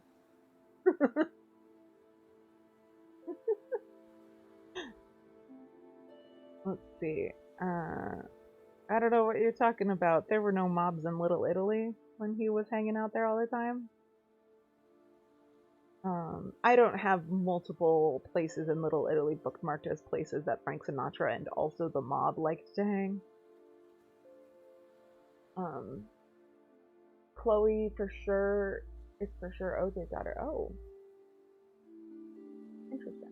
I don't pay attention to the Kardashians at all if I can help it. The most I've ever paid attention to them on purpose was when I went to go see Britney Spears in concert and happened to get really good tickets, and I did not pay for them. My friend, it was a present to my friend who invited me along. Like all these people got really excited that some people sat down near us, and I was like, "Who are they?" And someone was like, "Those are the Kardashians," and I was like, "Who?" And they're like, "They have a TV show, like a reality TV show or something like that." I was like, "Oh, okay." Had they said their dad was OJ's lawyer, I would have been like, "Whoa, what?" But yeah. Either way. That would make sense because I know that their mom was extremely close friends with Nicole, which would mean a lot of hanging out with OJ. Which is pretty shitty, honestly, but she looks just like Sydney Simpson. I don't know Sydney Simpson. Is that his sister? I've listened to interviews with her. Yeah. We're gonna do OJ at some point. Like, that's gonna happen on this stream. And it'll be, like, different, for sure, because you know that I try and find unique stuff that isn't just, like, repeated every time that anyone talks about that topic. Like, the topic for next week is one that is talked about a lot and almost no one knows the actual facts about. But yeah, it's interesting how things get kind of, like, twisted and turned around and retold and reframed, and like memories like over time change, and yeah.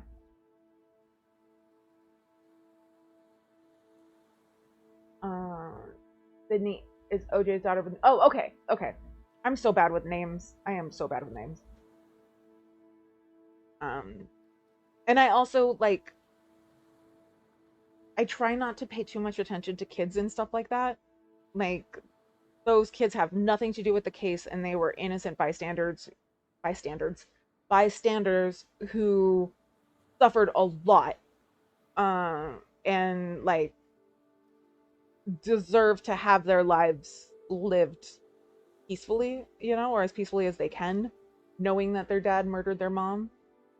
And so yeah, so I try to kind of, like, respect that privacy, I guess.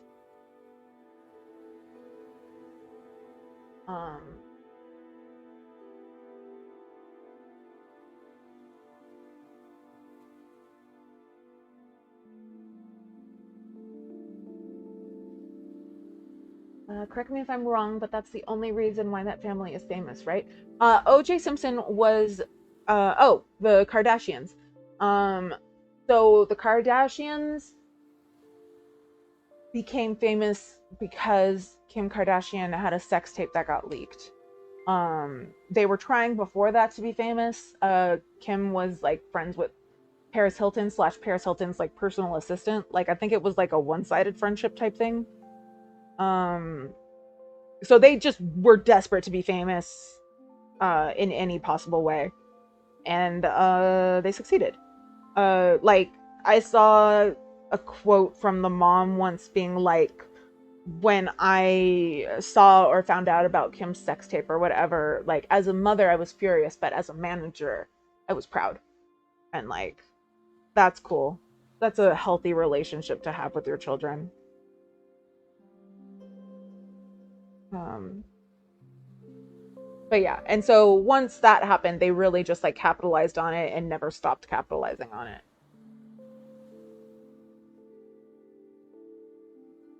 So I will say that they do seem like genuinely like very hardworking people. Like they don't seem to just be like assistants, you do it. Like they seem like they're very hands on in the stuff that they do.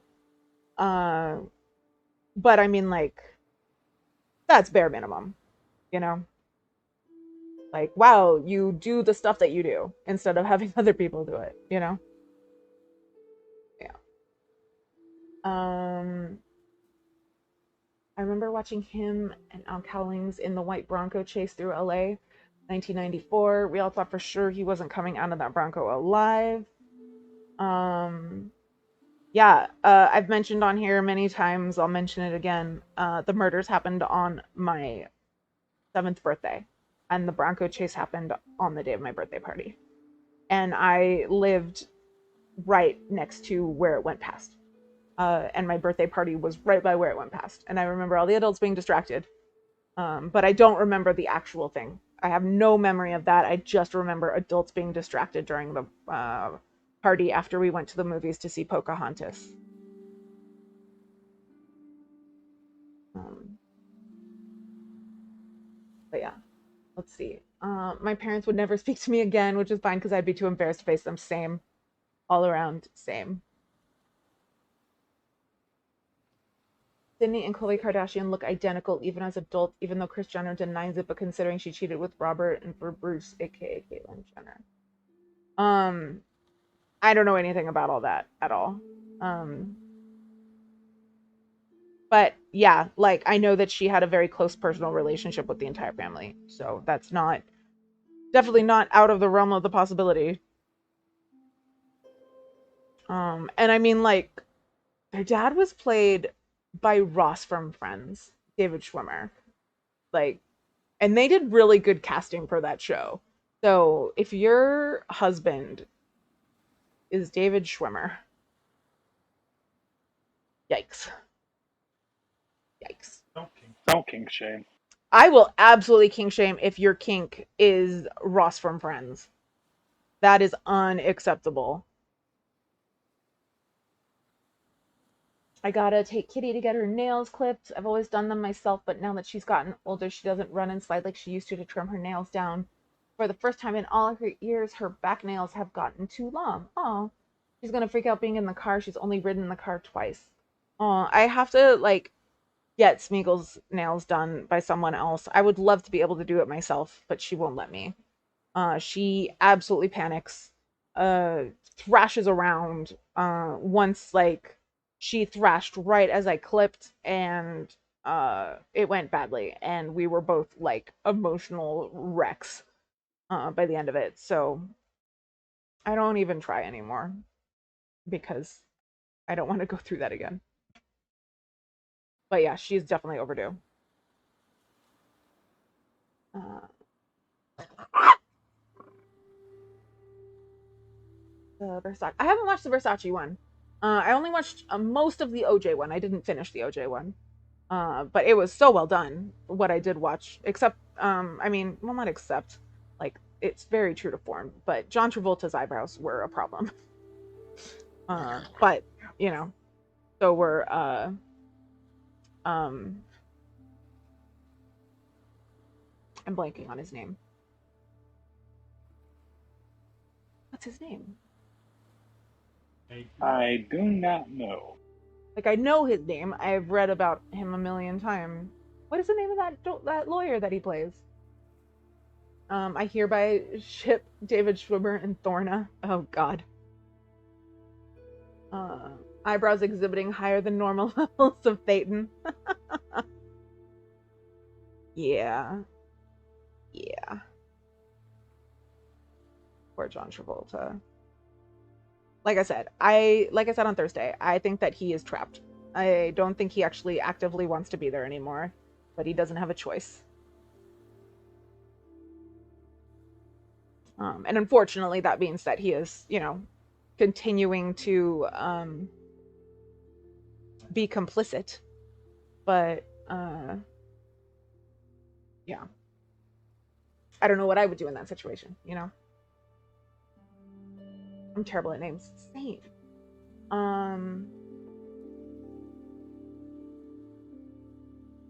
Cochrane? No, Cochrane was one of the other ones. He wasn't playing Cochrane. No, he was playing Cochrane. Fuck. Can you look up who John Travolta played in the O.J. Simpson show?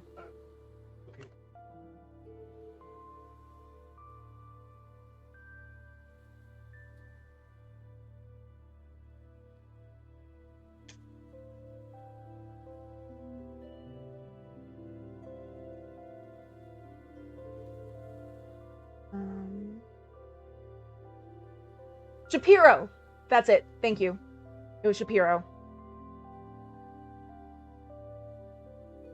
Yeah, so John Travolta plays Shapiro and his eyebrows.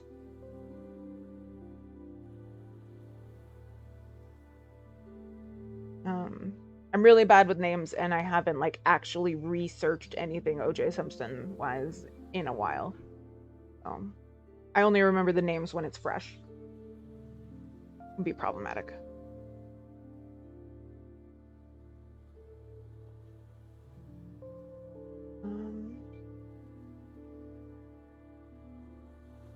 Yeah, not Ben Shapiro, thank goodness. But are they related? Who knows? I mean, technically everyone. Oh.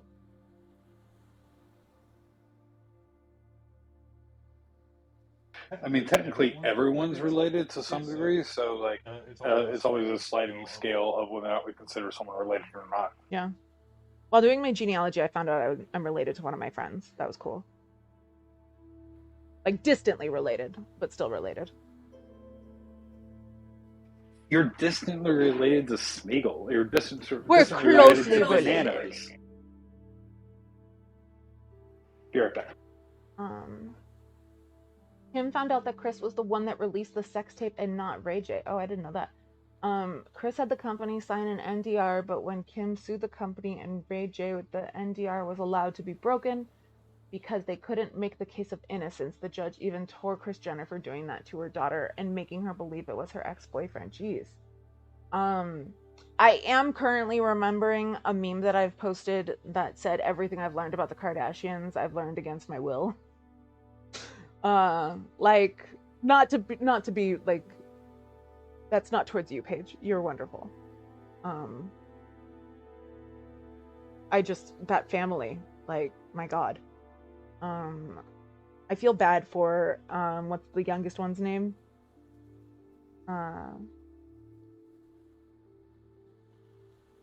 Yeah, I feel bad for her. Like, she had no, like, same thing with Trump's kids. Like, she had no chance of not turning out a monster. The other ones, I think, had chances, but not her. Dershowitz was, I believe so. I could be wrong. I looked it up. There's no traceable relation between Ben and Robert Shapiro. Thank you, Armac. Yeah, I'm pretty sure Dershowitz was.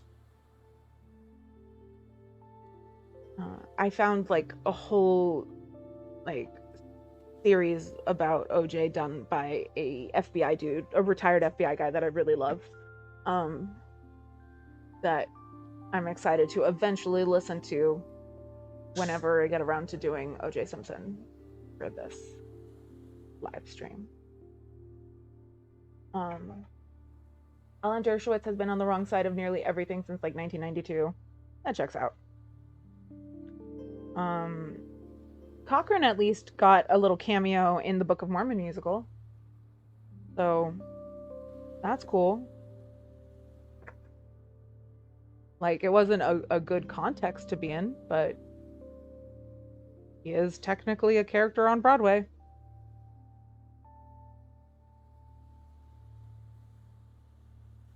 Yeah, appearing in anything by Matt Parker and, or wait, Trey Parker and Matt Stone, anytime either of them has anything to say about you, it's not great.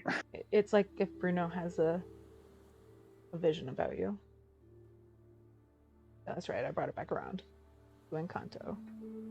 Well done. Thank you. If you missed it, we watched Encanto for the first time last night.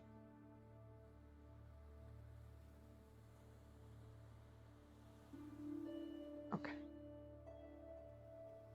I think.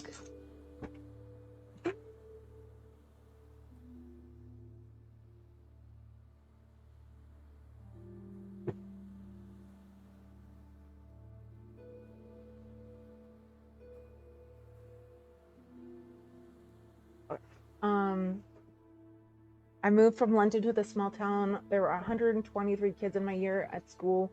13 were siblings or cousins. Yee. Imagine being scared to have sex in your town because you might end up with 3 kids, although it was probably their kink. Oof. That is rough. That's a big family. And yeah, you definitely run out of options if it's a small town. Jess, regarding Iceland and or wherever it is, everyone's related somehow. Everyone who is alive and everyone who has ever lived, and every animal and plant. Yes, and, yes. I know. I don't understand what people mean by related or not related. You're all related. You can put it firmly on a family tree. It is mappable. The relation between you and I is mappable. Okay, well then let's do that, and then we can talk about how that's actually a thing. In the meantime, it's hypothetical. I mean, it's definitely real, but we don't know where the connection is. We don't know why the connection is. So the difference is whether or not you actually know the specific relation. Okay, I can understand that. Yeah, so my relation to my friend, basically he has a very unique last name, and I found it on my family tree, and I messaged him and I was like, hey, your last name just showed up on my family tree, do you know this person or whatever? And he's like, I don't know my genealogy very well. I think he said his mom or his aunt does, but basically everyone with that last name all comes from the same small English village, and so there's no way that if that name appeared on my family tree that we don't have some connection. So we haven't actually traced it down to who specifically on his tree that person is connected to, but just the fact that that last name was there, that was just proof right there that there's that connection because of how small this village is and how it puts a limit on how this. Okay, gotcha. I am aware that my voice is somewhat distorted. That's because of the way I'm using to get my microphone transferred over. There's no easy way to fix that tonight. I just need to buy new microphones. It will hopefully be fixed by Tuesday, maybe even tomorrow, depending on snow. Well, tomorrow I'm going to be using a different mic, so it should be fixed. Okay, so tomorrow. Because if you weren't here when we mentioned it before, there's now a Star Trek stream on here on Sundays with other roommate and Brian. With near guaranteed cameos by both Jadzia and Meagle. That is correct.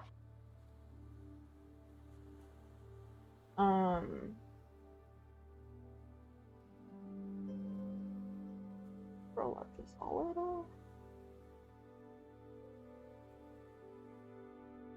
Jess, I'm assuming that my voice isn't so distorted that it's not no one can understand me though, right? Iceland is gorgeous, just don't go hiking without a local guide. You'll be swallowed up by ice holes. Isn't Iceland the one that's actually green? I mean they're both covered in ice. Yeah, that's true. They're both way up there. Iceland is covered with volcanoes though. You could also fall into a volcano. Cool.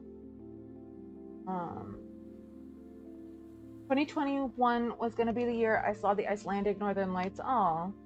I guess this year it ain't happening either. One day, Andrew.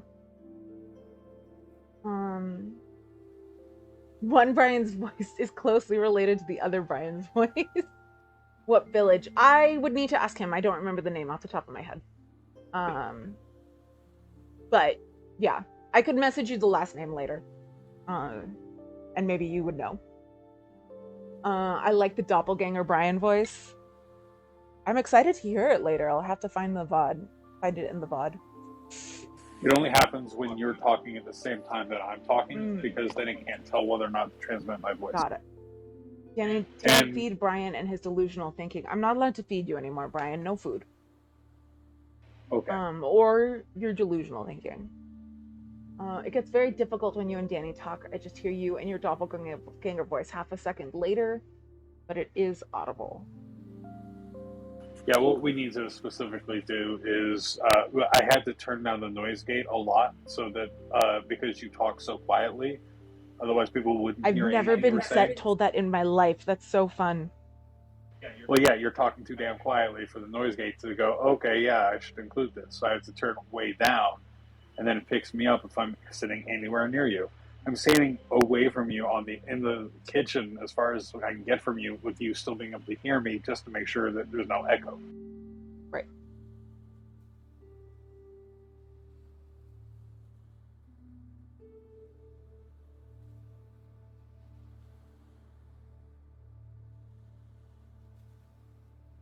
Please tell us, Andrew.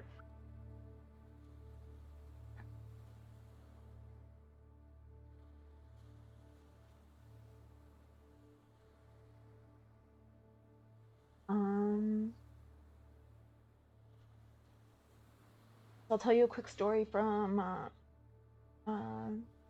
family something. Don't worry, no children. Court.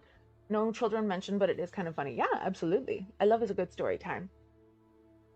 That's me like scooting closer, and, like putting my chin on my hands while I listen to you.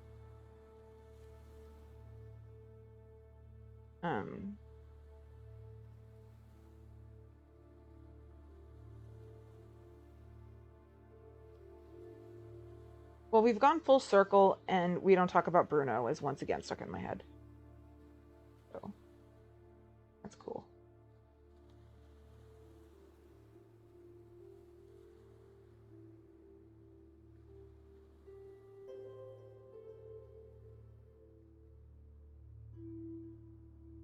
Sorry, I gotta get the skirt right.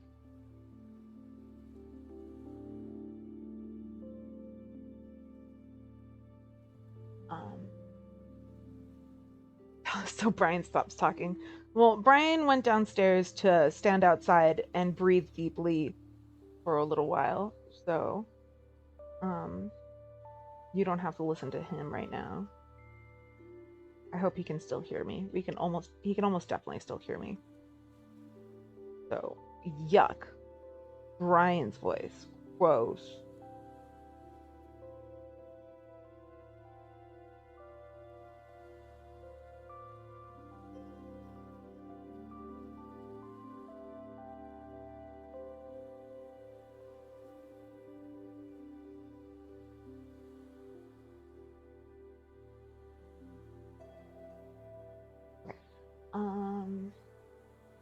But yeah. So in the meantime, sorry, I'm just like getting very perfectionist about this skirt.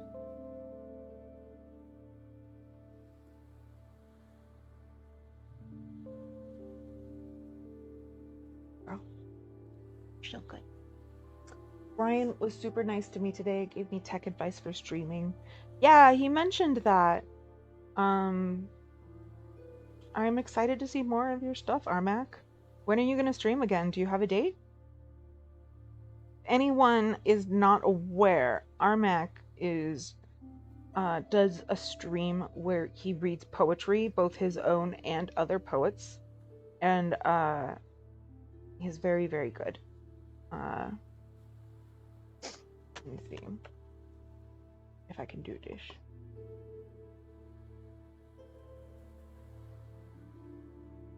Heyo, there we go. This Thursday, awesome. Hopefully before mine on Thursday, because otherwise that'll be a problem. Because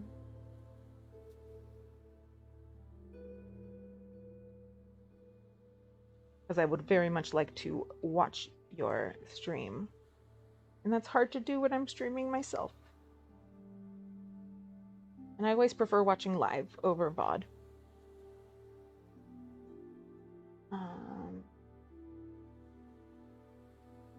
8 p.m. Eastern. So we will overlap slightly because I start at 9. But we will not overlap fully. So I will be able to watch at least an hour of your stream. Okay, so one father is a consultant OBGYN trying to get custody of kids. He walked into the operating room where his wife was giving birth, barged the surgeon out of the way, and threatened to give him a citizen's arrest. Also, he could birth the child himself. He was removed from 2 planes per airage. He claimed my boss offered him head to sway the cases in his favor. My boss doesn't have the power to do that, and they were building a road next to his house. He took a sledgehammer to it. Wow. That's a lot. My goodness. Is he in jail now, hopefully? Just wanted to make sure not to preempt John and Anna this time.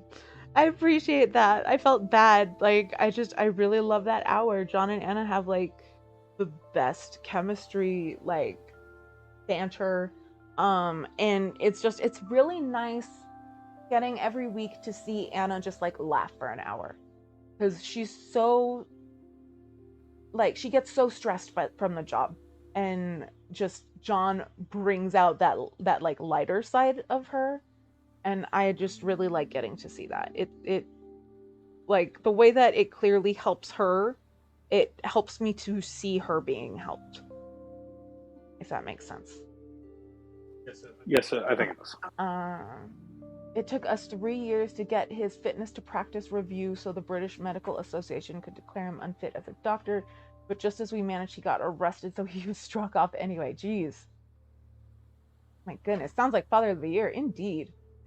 You could tell they're really good friends, and they're legit. Yeah, they're really good together, and you could tell that they're legit friends. Yeah, and, like, I love that, like, Anna is always just, like, I just need to make sure that everyone knows what an amazing person John is, because he's such a good person, and, like, how awkward he gets whenever anyone is paying him compliments. That always makes me happy. And yeah, because, like, John seems like he's just, like, a really stand-up dude, and I feel like he deserves to get that called out. Not like he deserves it, haha, like, but, like, he deserves, like, for people to know.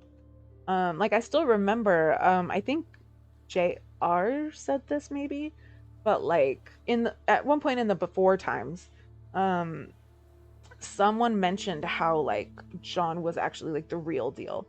Like, he wasn't just, like, a performative nice on air, like, and that when the show ended every day, he would go around to everyone in, like, the control room or behind the cameras and thank them for all the work that they'd done and how they contributed to the show and everything. And that just, like, really stuck with me, that, like, not just, like, maintaining off camera, but also maintaining in a way that makes it so that you actually pay attention to the people who help you do what you do, which is rarer than it should be. Yeah, we call him the Mad Doctor for obvious reasons. Yeah, geez. A rare kind of person. Yeah, definitely. And yeah, and he deserves good things and happiness. And the same way that I like seeing that he makes Anna cheer up, like, it's definitely a mutual thing. Like, they bring out the good in each other and the comfort in each other, like friends should. Imagine smoking with them. How amazing would that be? What is that sound? That Shadzia? No, that is someone trying to scrape snow off the sidewalk. Right. Snow. One thing you can help is just don't talk until I finish talking, and then no one will hear an echo. Okay. How'd I do? Good. It's just, yeah, that'll help a lot, I think. I'm not great at remembering things like that, but I will do my best.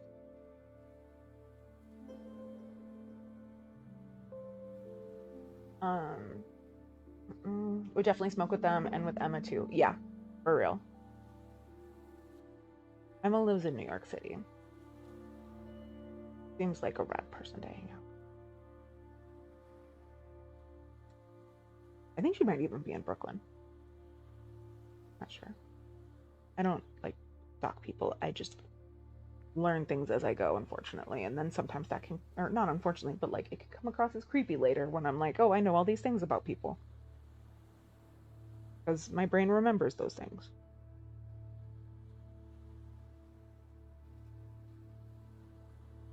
Damn. Okay. I think and officially has fun skirt. Okay. So I think I'm going to number one leftist I'd want to smoke with would probably be Matt. I am not familiar with Matt Christman. What does he do? I think she said on Majority Report she's in Brooklyn. Cool. Yeah, I think like someone was going to New York and she mentioned it, that, oh, like I'm in Brooklyn or something like that. I don't remember exactly why my brain recorded it. I've thought about getting Twitter just to follow the TYT staff, as I so want to see Anna's tweet. She does. Hi. Yeah. Brett and John are really funny too.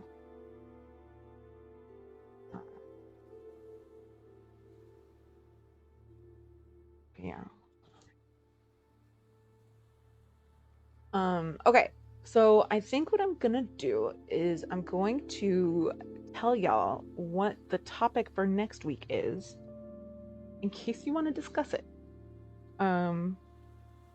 Because like I said, it might be a little bit controversial, hopefully not triggering for people. I'm going to be trying to do it in like the most sensitive and least triggering ways that I can manage. That's my goal. But I am going to be talking about Columbine. And yeah, so I know that that can be tricky, but there's of the things that people know about what happened at Columbine, a very small fraction of them are actually accurate. Columbine was the first like major disaster catastrophe that happened like live in front of the world, because and like it was the first time that people had cell phones from inside the tragedy and could communicate with the people outside of it easily. It was like the first time that live updates were happening the way that they now happen regularly. And as a result, like when kids would get out of the building and reporters would come up to them and ask them things, they were then reporting what those kids said as fact. Whereas these are traumatized kids who are shaken up in shock and are just saying like whatever, you know, like the question triggers. And as a result, lots of misinformation got out there and got spread before the right information could come out. And as a result, even people who think that they know a lot about Columbine usually know a lot less than they realize. And I include myself amongst that. Like, I did a full re-education several years ago where I discovered, oh, I know wrong things? Okay, I need to fix that. And recently a new podcast came out that is hosted by one of the survivors, and she talks to a lot of people who survived or were affected or what, like, you know, whatever. And I've been listening to it and it's really good. And I was like, well, this is fresh in my brain.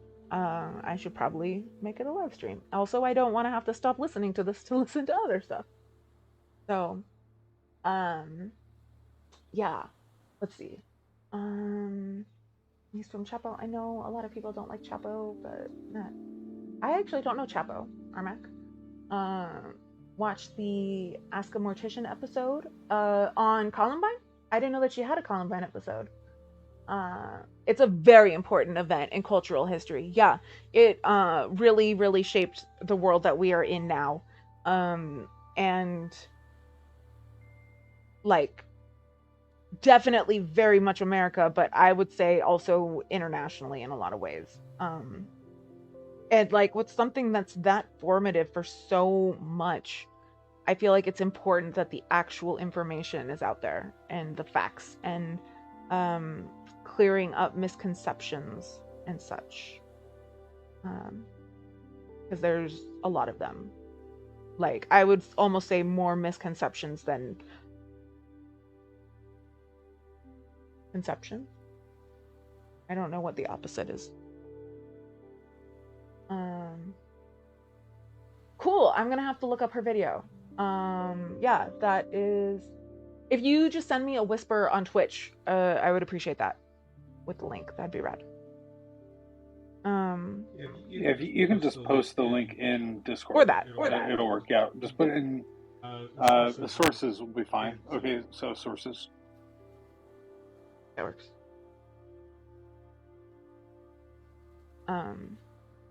But yeah, so there's a lot to the story. So I'm guessing it's probably going to take both days next week. We'll see. And I do have a mild concern that like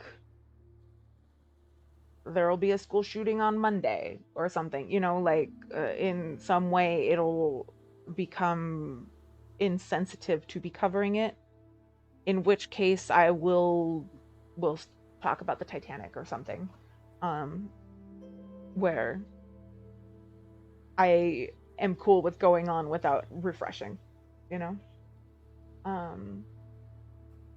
But yeah, so hopefully that's cool with everyone. Please let me know how that makes you feel. I'm a little bit nervous about covering something as controversial as this.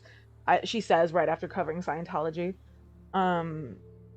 I feel like Scientology is just like less triggering to people though than Columbine. But Scientology is just bad, and your stance was bad thing is bad.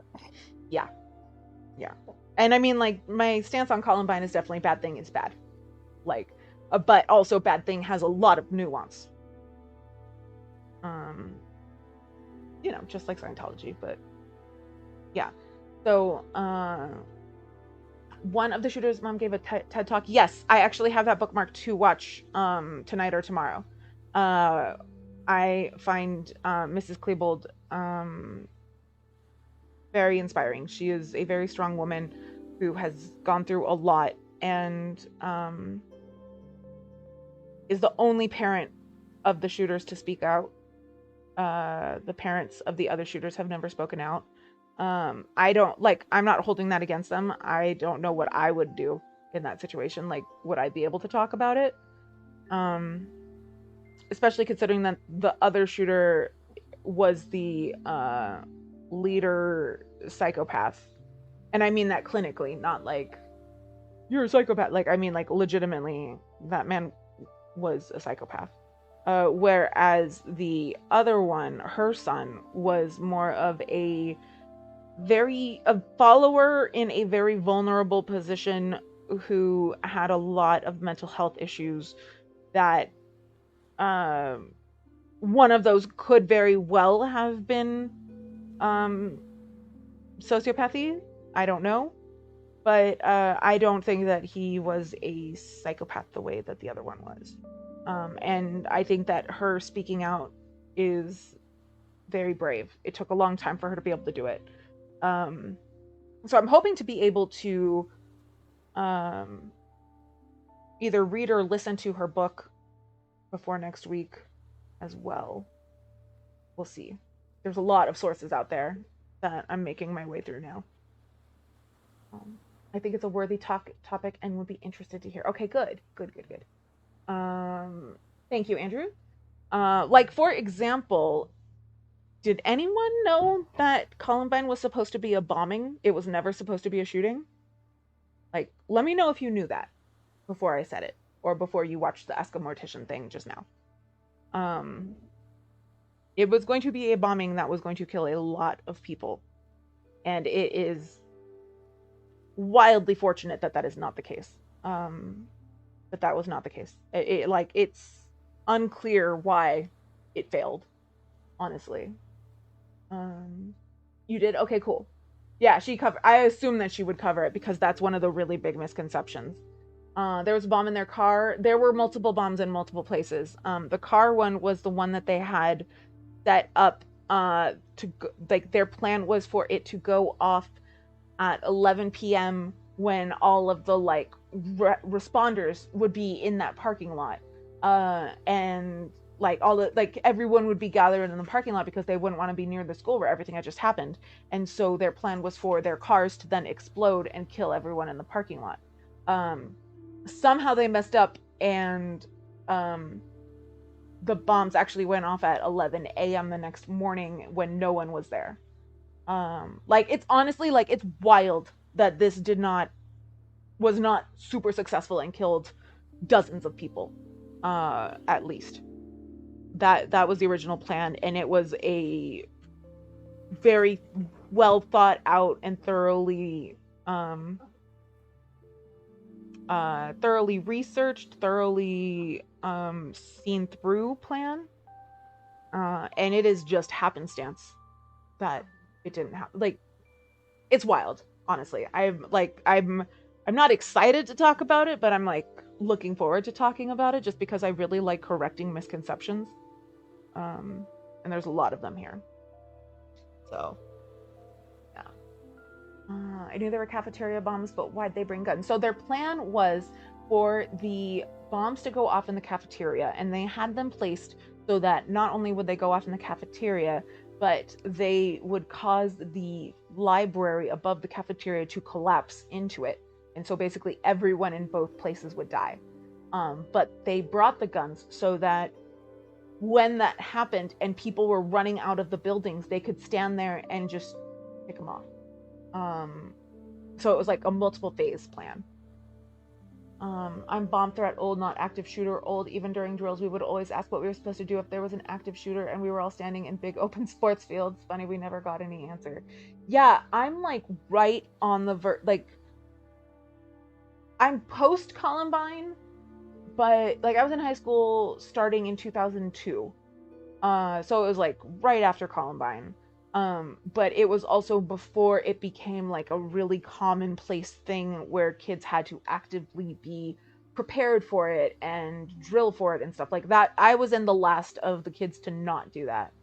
And I consider myself extremely lucky. Like I don't know how kids can handle it, honestly, the way it is now.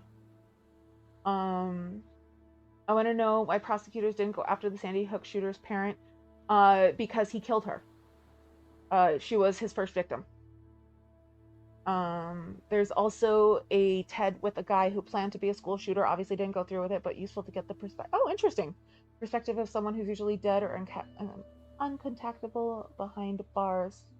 Disturbing to hear, but interesting. That does sound interesting. I'll look that one up. Thank fuck I'm not American. Oh, no offense taken. Like, I am jealous. Like, good for you. Like, but yeah, he did kill his mom. Yeah, he killed her first and then went to the school that she taught at, as like a posthumous punishment to her.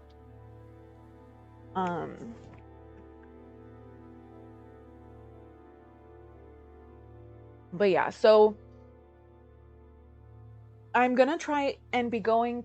I'm gonna be going about it with the perspective of like not glorifying the shooters. I'm going to try and say their names as little as possible.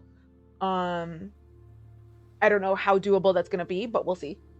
And then I really want to focus on the victims and the survivors and the experiences that they had, and what actually transpired that day without going into like disrespectfully gory descriptions. Like I can listen to gory true crime, but I feel weird talking about gory true crime, because it feels disrespectful. I don't know. Especially with something like this, where it's this sensitive. But yeah, so I'm gonna be once again falling down the Columbine rabbit hole between now and next week. It's been a while since I've been in that rabbit hole, but it's a important one for people who can to navigate, because we still haven't made it so that the lies and misconceptions won't be the permanent narrative. Like, we need to fix that.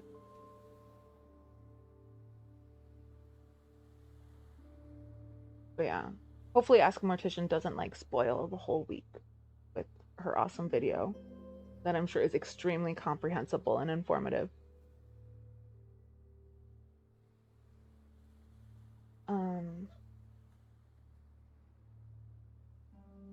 He reminded me of Ed Kemper. Yeah.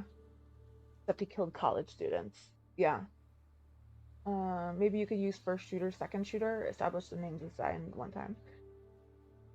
That's possible. The only downside to that is that, like, since this is a live stream and not a podcast, like, people will be joining in the middle.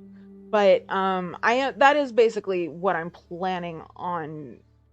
Like, my plan has been to do something similar to that, where, like, I don't know. We'll see where I land on it. I've been going back and forth between a couple different options, but, like, especially with this case, there are so many people out there who, like, worship and admire the people who perpetrated the crime, and I really don't want to add to that in any way.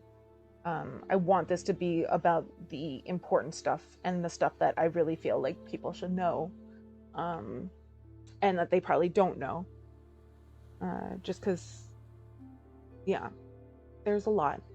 And yeah, they weren't bullied. There was bullying at that school because there's bullying at every school. They weren't outcasts. They were not even in the Trenchcoat Mafia. The Trenchcoat Mafia did exist, but they were not a part of it. Stuff like that. You know? Oh, and then, like, there's one big misconception about one of the victims that I'm going to have to tread carefully with, but I definitely want to clear up.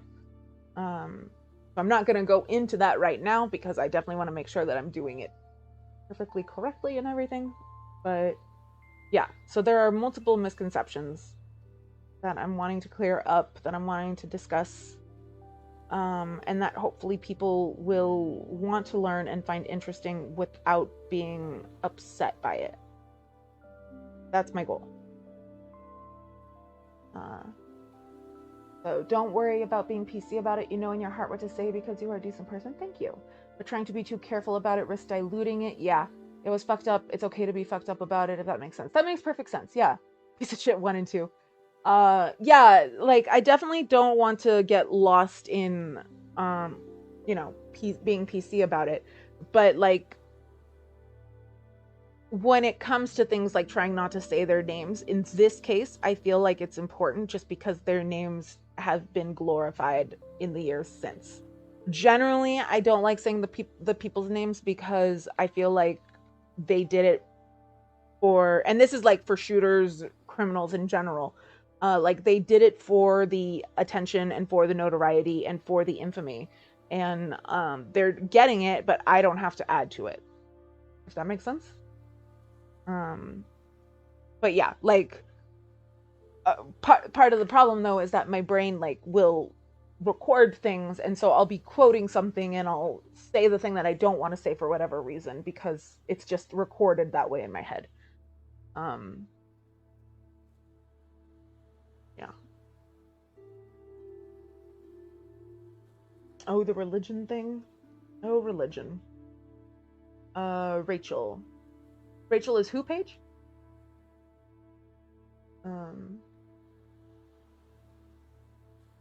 But yeah, like, I remember when it happened. I remember, like, finding out about it the day of. I remember learning about it in the weeks and the months later.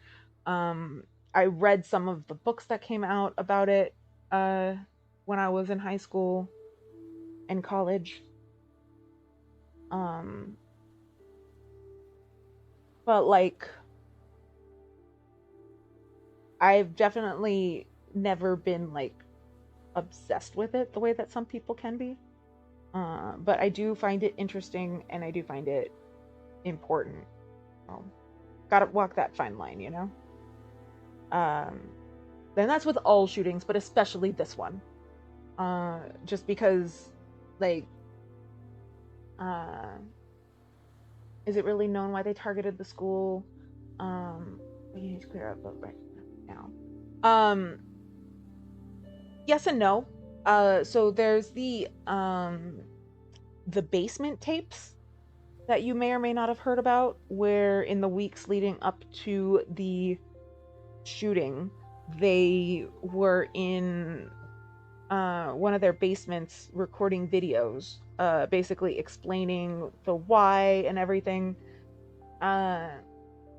And those tapes have never been released because well, the sheriff was already like, these tapes probably should not be released, and so just to like be sure, called in a FBI profiler and had them watch it, and that person said, no, you can never release these, because these will be seen as a blueprint for every single person who has any vague inkling towards doing something like this, and it will awaken that inkling in other people, because according to the agent, piece of shit number one is the psychopath is extremely charismatic and personable and persuasive. Like the agent was saying, like, that they were feeling persuaded by him slightly just watching it. And so yeah, so they were like, this can't ever come out. And so that's been very controversial, because, you know, people will file like FOIAs and stuff. And fortunately, I think that this falls under like an exception to the rule, where like if it will cause harm to people, it doesn't have to come out or something like that. But people have been fighting for it since the day it happened, basically, to try and get those tapes out. I hope they never come out, even though I would love to see what's on them because I'm morbidly curious like that. I hope they never come out because other people are too. And like, my interest in them is not worth more than other people's lives, basically, is what it comes down to. So yeah, so we know like what they said in general about why they targeted the school, but we don't know the actual reason. Like, the reason behind everything died when they killed themselves. Like, we'll never know the actual reasons, because in those videos, from everything that I've read about them, they are very much like braggadocio type attitude, where like even like when they apologize to their parents, it's like, sorry mom and dad, but like blah, blah, blah. Like it's very braggy, and the two of them very much feeding off of each other's energy and wanting to like simultaneously one up each other and show each other how serious they are, like, you know, like wanting to impress each other, as it were. But yeah, so like I said, I would be very interested in finding out what's on there, but I don't need to find out what's on there.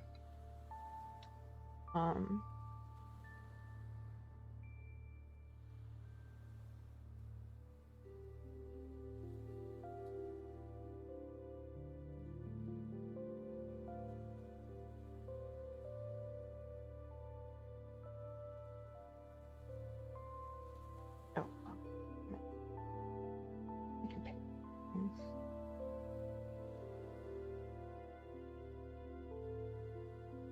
Yeah, the newer podcast that I found out about that I've been listening to, the host is someone who was there that day and survived, and was actually like on their hit list of like people that they wanted to kill.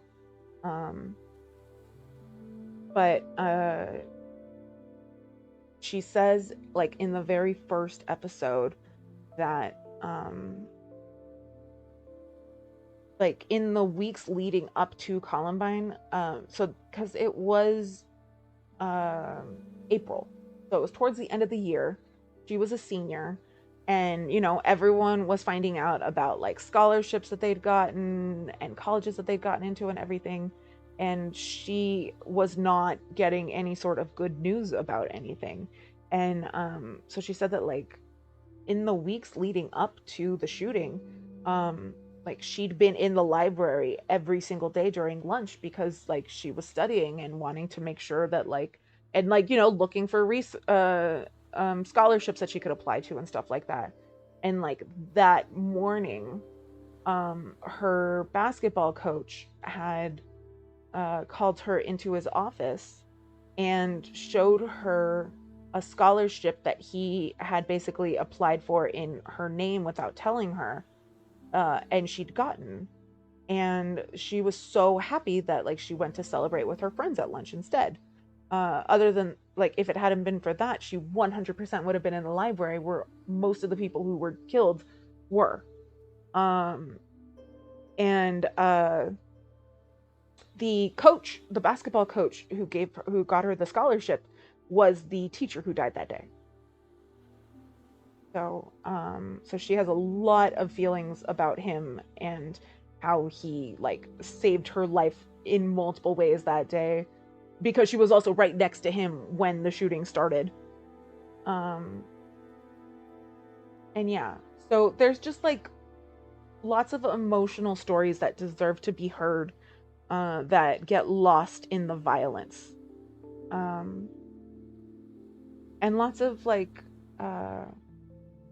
hope that also gets lost in the violence. Yeah.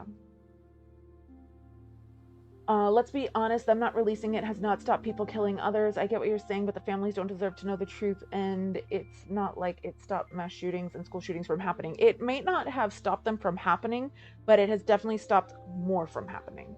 Yeah, like it's not about stopping all of them from ever. It's like, let's not add to it. If we can stop one from happening, it's worth not releasing them. In my opinion, at least. And I'm guessing also their opinion, since they haven't released it. So proud of SNL right now. Their cold open was making fun of Biden and the US propaganda of Russia invading Ukraine. Nice. I love it when they get the politics right instead of doing things like inviting Trump to host. Oh god, they invited Trump to host once? During the election. Oh good lord. It's considered the least funny episode in SNL history.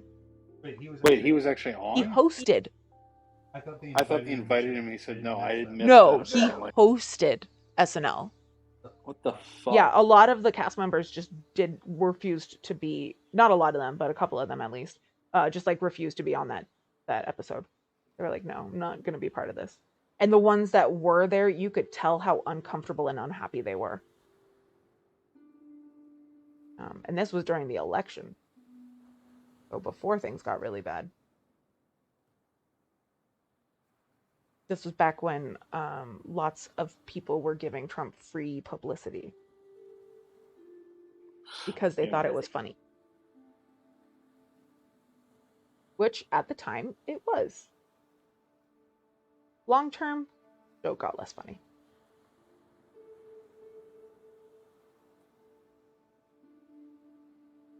Like, that's going to be something fun to try to explain to future historians. Like, yeah, it was funny though.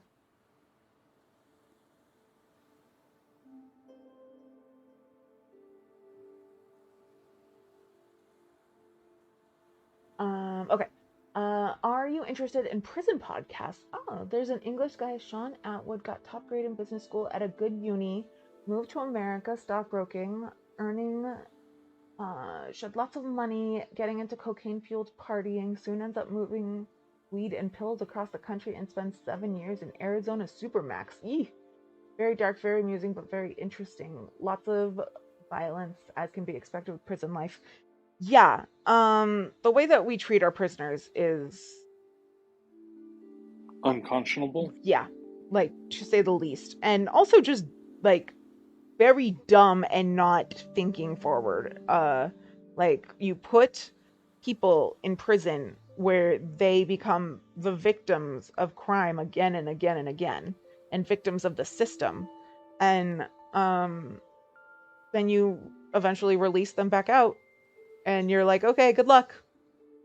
And then you're shocked that some of them relapse or whatever. Like, yeah. I don't like it when people can't use logic.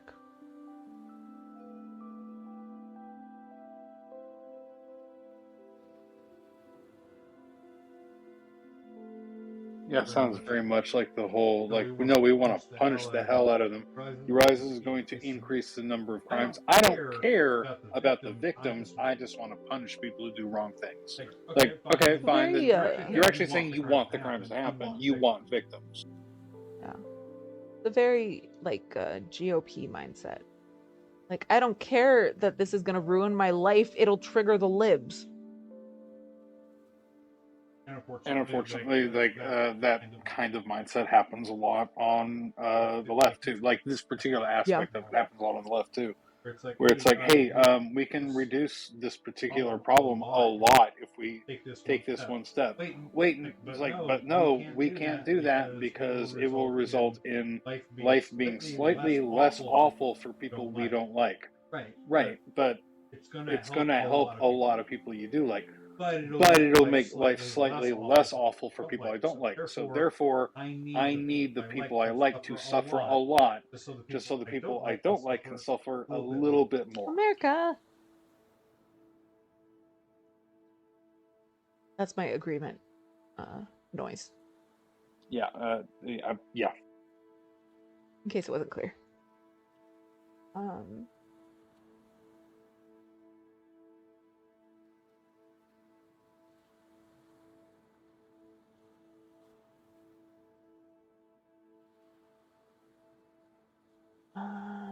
Logic don't make money. Yeah, really. The Discord is under? No, it's okay. Okay. Oh, got it.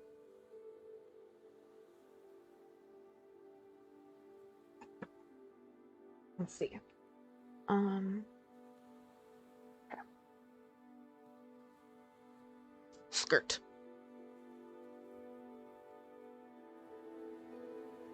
That looks awesome.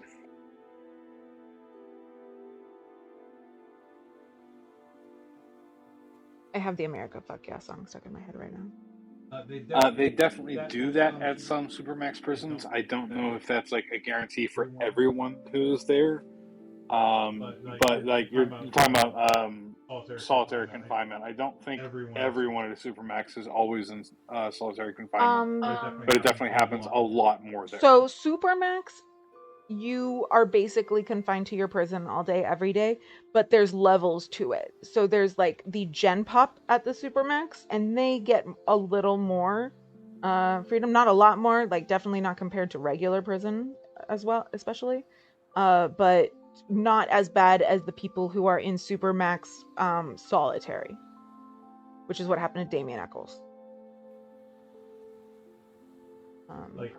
Honestly, the only thing worse than the death penalty is permanent solitary confinement. Yeah.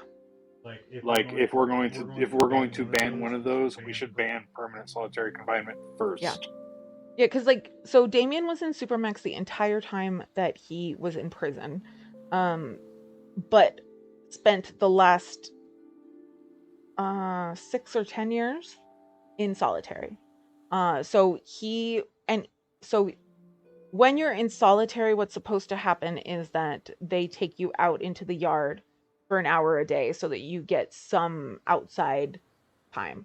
But because of the way that things are written and because people really love following the letter of the law, what they would do with him is that they would take him out of his little cell block and then move him into another little cell block and have him stand there for an hour. And that cell block technically had a window way high up, so he couldn't see anything at all.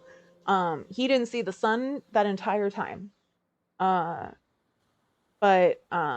yeah, it was a different one, so it counted. And yeah, so the only time that he got any human interaction besides with the guards was when people would come visit him. And he was able to go and see them, but like behind the glass divider thing with the phones.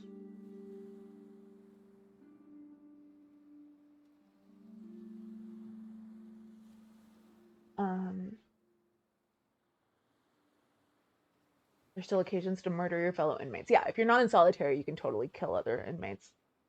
My dad worked at a state max prison. You're locked up 23 hours and yard time 1 hour. That must have been really interesting for your dad. Awful and exhausting, but really interesting. Working in a max. There are 2 million subheadings in the Discord. Just pay attention to the blue lizard guts section. That's the only place that I post anything. The rest of it is for gaming. And you can explore and interact as much as you want, but like for this, just the blue lizard guts part. But yeah.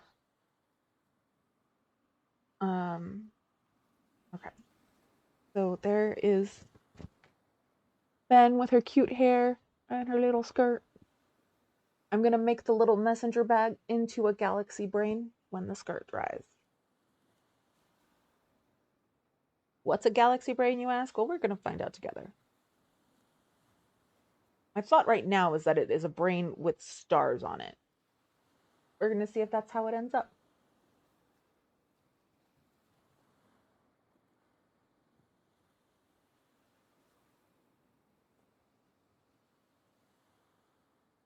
Okay. But yeah. So I'm hoping that even though I know Columbine is like definitely like a darker topic, we avoid making it like depressing.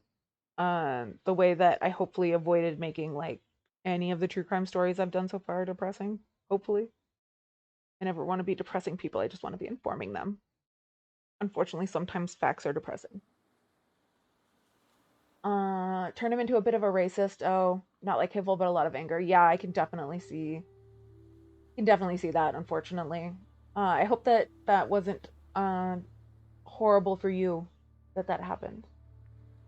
I really, really, really want to go to Eastern State Penn. I'm guessing you mean a college? No. Oh, thank you, Knit Past Eye Warm. Yeah. Oh, we got the little windy look going. Like, that just happened. Yeah. So, that's the sculpting for today.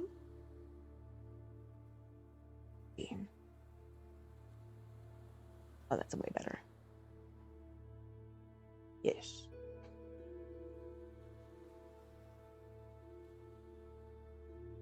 Cool. JR's shoes are nice and flat. Meegs is the cutest. Agreed. You're so cute. You're so cute and so good. I love you.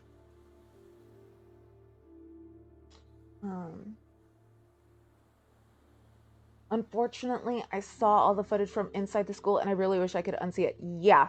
I watched a documentary, I don't know, this is probably about 10 years ago now, that showed footage from inside the school and showed something that I'd never seen before, which was the bodies of the 2 shooters. And that fucked me up a little.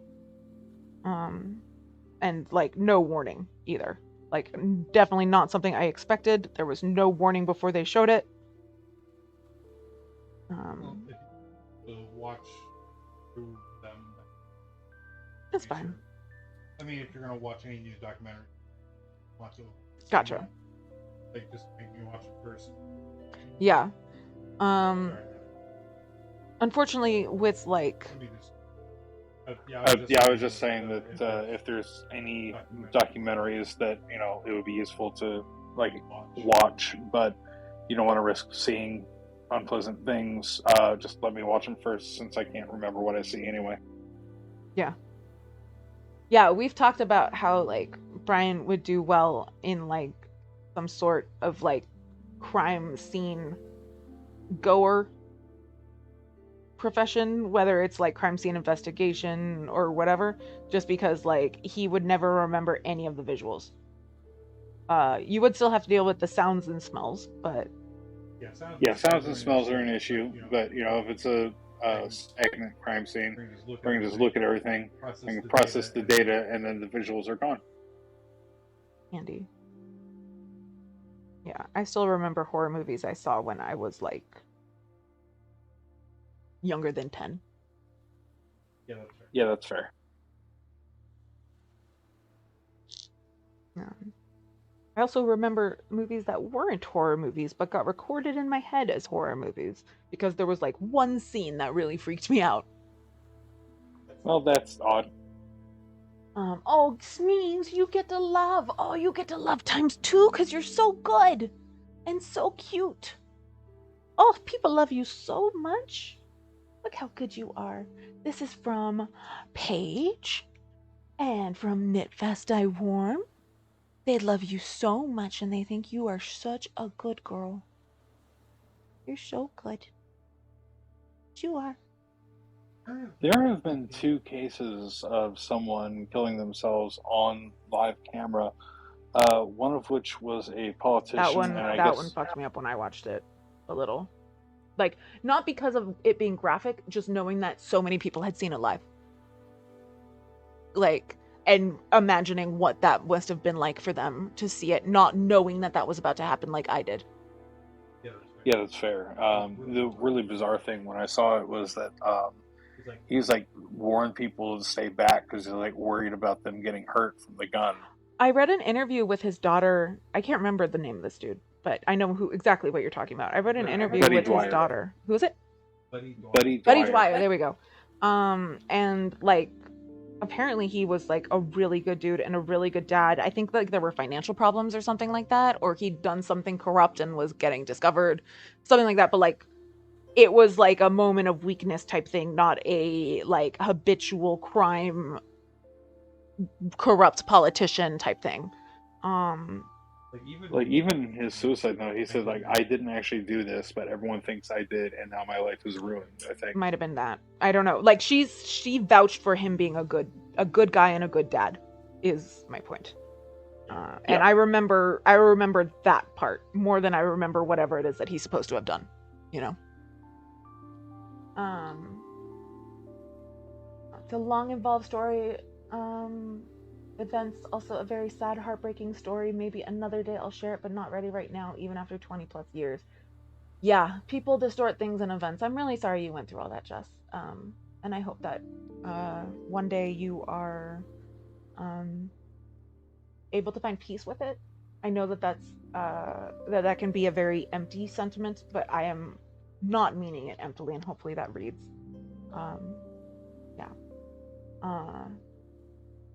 Abandoned prison. Al Capone went there for a year. Designed to look.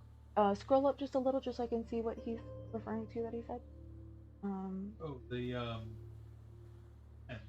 Oh, the pen. Right. Okay, so you did mean Eastern State Pen. Okay, you actually like want to go and like check it out like as a tourist. Got it. Okay.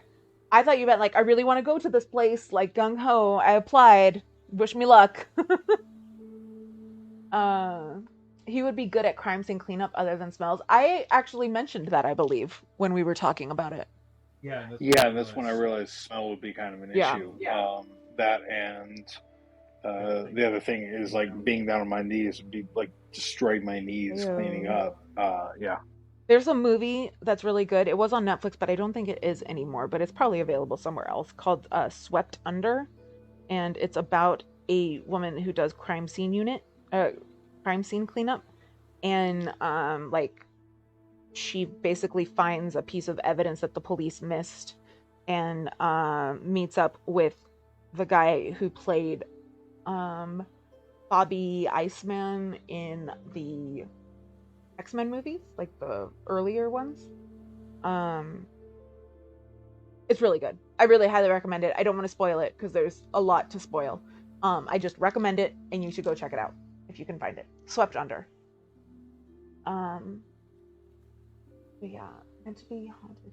I've been to Alcatraz, but I've not been to Eastern. And then there's abandoned buildings on islands in the East River that I've gone past. That you could definitely compare to prisons. And also a prison on the East River, but I haven't actually seen that one firsthand. My cousin showed me that video of American journalist who shot himself on camera. Didn't tell me beforehand what it was. This was before I saw dead bodies in real life. I remember not sleeping that night. That is so fucked of your cousin, and totally something a cousin would do. Yeah, it's brutal. Nice. Hey man, nice shot song is about that guy. I don't think I know that song. Hello, Greystorm3. Lovely to see you. Welcome back. Sorry, I'm catching up on chat right now. There's an English comedy about a guy who does crime scene cleanups, and it focuses on the people who live in or around the space. That totally sounds like an English comedy. One that I would definitely watch. Yeah, there's some really interesting stuff out there, like based around the concept of crime scene cleanup. Like that Amy Adams and Emily Blunt movie, that's really good. Sunshine Cleaning, I think it's called. There was a college student that hanged himself while going live on TikTok, and it took TikTok hours to even contact authorities. After it first got reported, they deleted the video from the server and everything in his account before police could look at his account, and no one contacted his family for days. I think someone from the school called the family. Jesus. I have not heard of that one. That also That sounds sounds like recent. that doesn't sound well. The technology aspect of it, like The police should be able to get to it, right? like it would be exceedingly difficult to actually delete a video and actually delete an account overall in the first place. Like we take a lot of effort to prevent it from being possible to actually delete things. We just like mark them as not available anymore rather than ever deleting anything. That's sad. But I mean, I can definitely believe them saying they deleted everything and like not wanting to give the cops access to something like that. I believe, but actually deleting it, like I don't think they do that. Yeah, it would literally be hard to do.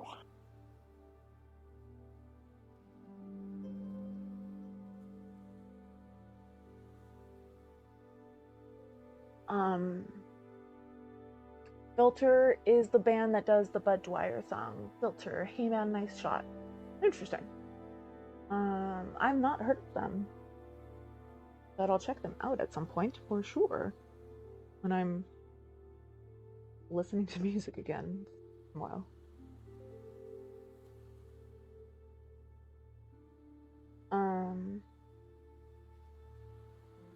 Yeah.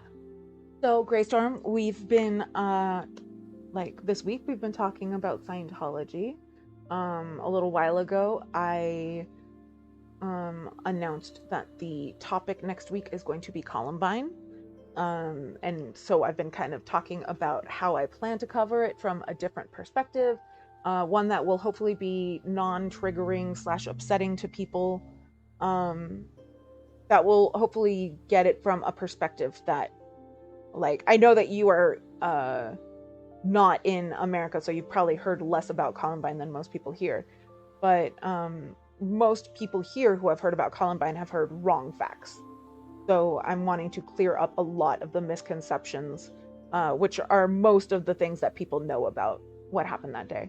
Like, most people know the wrong stories, but through no fault of their own, completely because of the way that media here works, and worked back then. Yeah, it's definitely going to be a tough one to cover, but it's important. It's an important one, and I kind of have been like hemming and hawing over it, but I decided like, no, it deserves to be covered, and I'm covering it now instead of in April, for a purely selfish reason, and that is that I found out about a podcast that came out from one of the survivors who talks to a lot of the other survivors and people affected by it. And I've been wanting to listen to it. And so I was like, well, if I'm listening to it, that means I'm covering Columbine, because um, otherwise I wouldn't have time given how much research I do for here. So that was the impetus, but it has been on the list since the list got created because I already know a lot about it. Just due to curiosity when it happened, and my need to know the true story once I found out that I knew the wrong story. So yeah, the April is the anniversary, April 20th, 420. So I like doing stuff on anniversaries. So the week before that is the anniversary of the Titanic, so that's probably when I'll do a Titanic episode. But yeah. Take my picture. That sounds vaguely familiar. I watched Harry's show on it, but I always like to hear different takes. I'll have to look up his VOD and see what he says about it, because it's very complex. There's so much to cover. Well, it depends how long ago he did it, because VODs don't last for very long. Do you know if like he uploads to YouTube or anything?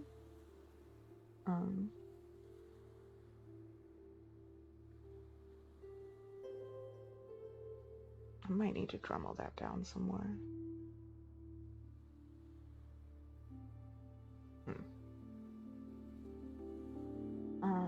Ask a Mortician does the one about where the bodies on the Titanic are. I watched that one. That's really good. And yeah, a question that bugged me as a kid that I was determined to figure out. But yeah.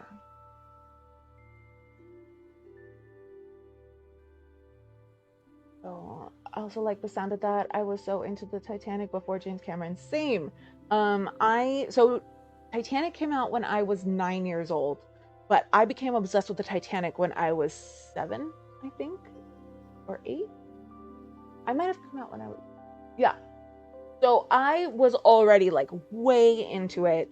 And like when I went to see it, I was this small child sitting in the movie theater seat talking about like historical inaccuracies, or like, but he skipped over this thing that happens in the journey, stuff like that.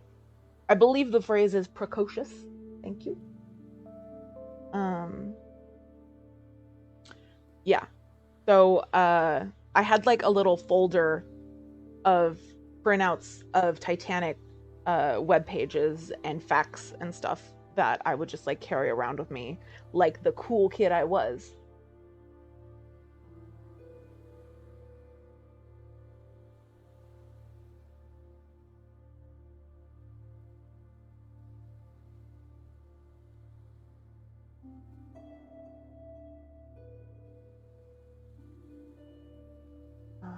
And you want to do about the atomic bombings in Japan? Ooh, I would actually be really interested to see what she has to say about those. Because I haven't watched all of her stuff, just a lot of them. I'm curious what she has to say about those events. Wait, maybe I have watched that one. I'm trying to think if this thing that's in my head was her or a different video that I watched. I watch lots of documentaries and videos about history. Hard to keep them all straight.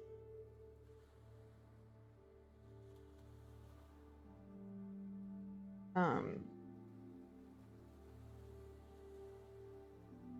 yeah.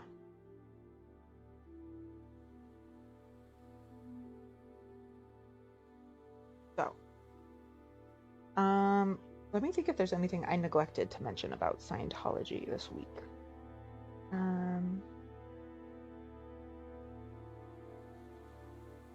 I will say that the reason that Katie Holmes got her and Suri out was because Suri was reaching the age where she was going to start being like audited. And the way that they audit young children is basically like checking to see like, have you overheard anything that like you probably shouldn't have overheard? And it's like, you know, have you ever like kept a secret? or like, is there anything about your parents that you think I should know? Stuff like that. And she was like, no, I'm not gonna let you like have my child spy on me and report to you. And so she got out. So now you know that. Geekiness is always good. That's good to know. Harry does a few things on YouTube and TikTok, but unsure. I've never watched his other platforms. I should, but I haven't. That's fair. I'll check and see.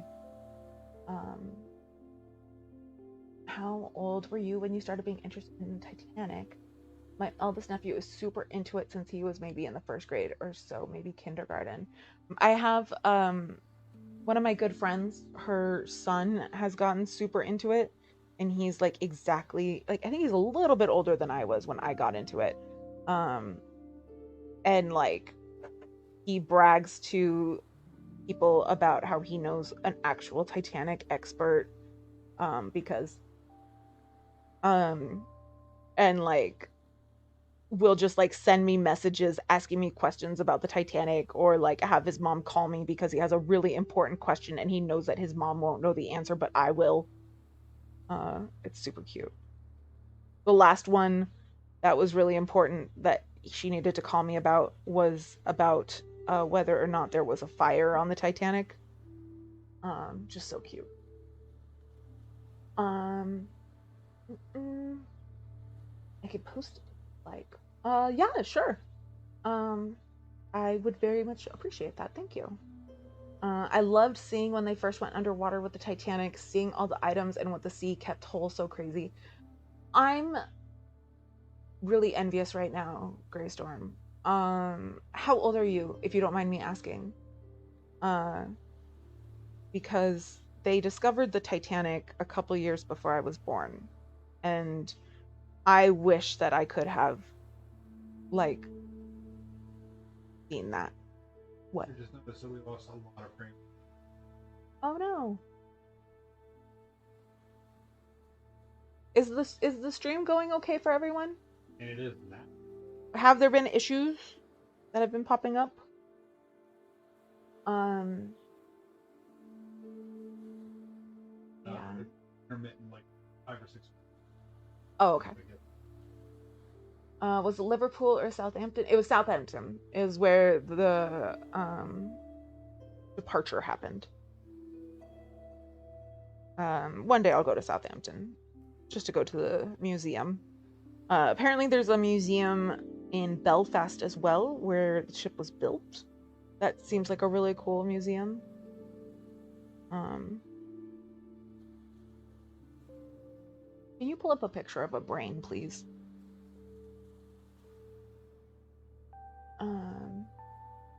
Thank you, Armac. Okay, Armac says it seems okay.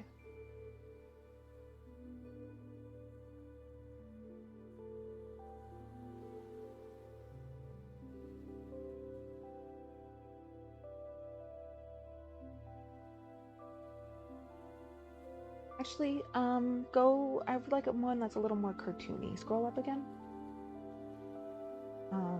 That ink one down there. No, below that. That one is fine. Okay. Southampton's quite nice from what I hear. Very good uni. Oh, I didn't know that. Literally, all I know about Southampton is Titanic related.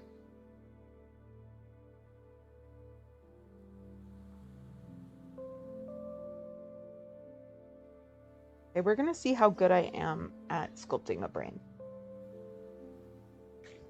after I drink some water.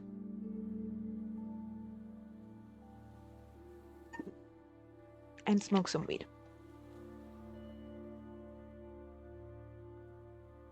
But yeah, Southampton is definitely a part of my future UK tour. Like, I can't skip that. That would be just like a very tiny version of myself will time travel to whenever I decide to skip over Southampton and murder me. So I gotta do it for her, you know?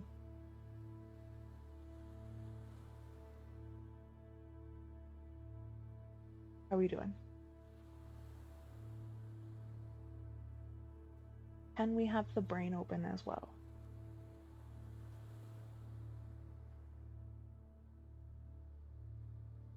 Okay.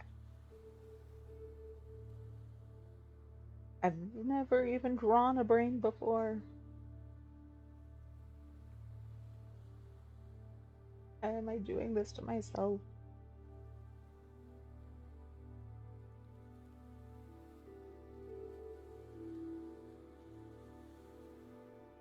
Has anyone been to any of the Titanic museums in the, like, especially in the UK? I've been to the like traveling Titanic exhibit here. You'll come with me if I go. Perfect. I love that. That would be a wonderful adventure. Yeah, like I just want to be able to just travel around the UK with a big focus on England. For both history and family reasons.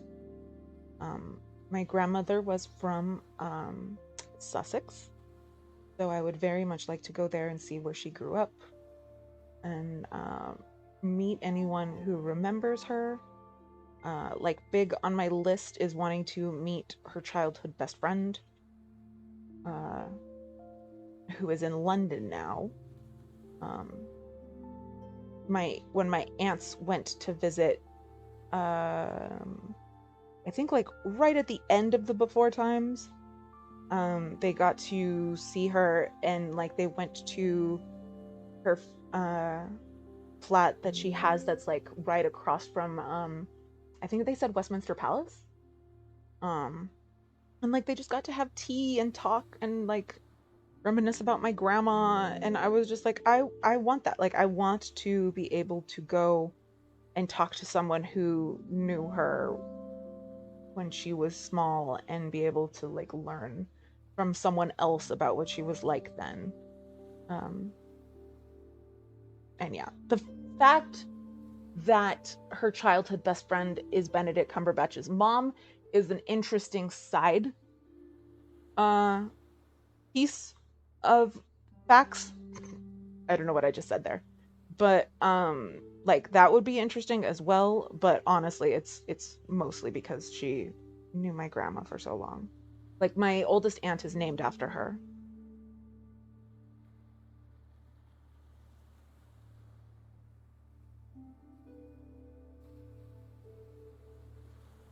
'44. Okay, so you yeah, they first found it in '85.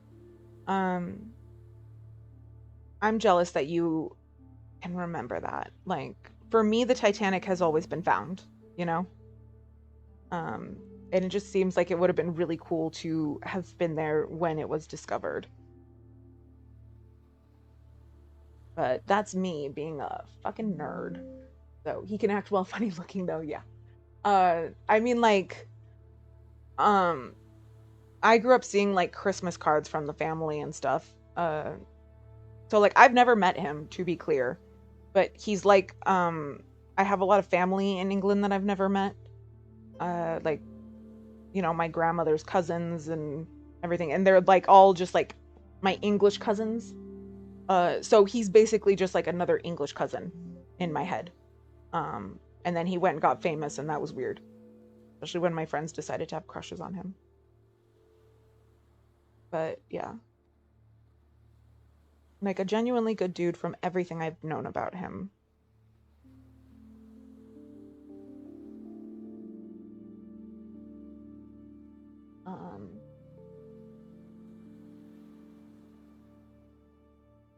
1977. I'm 88. In case you're curious. Because why wouldn't you be curious about when I was born? But yeah, so I missed it by a couple years. Very rude of my parents.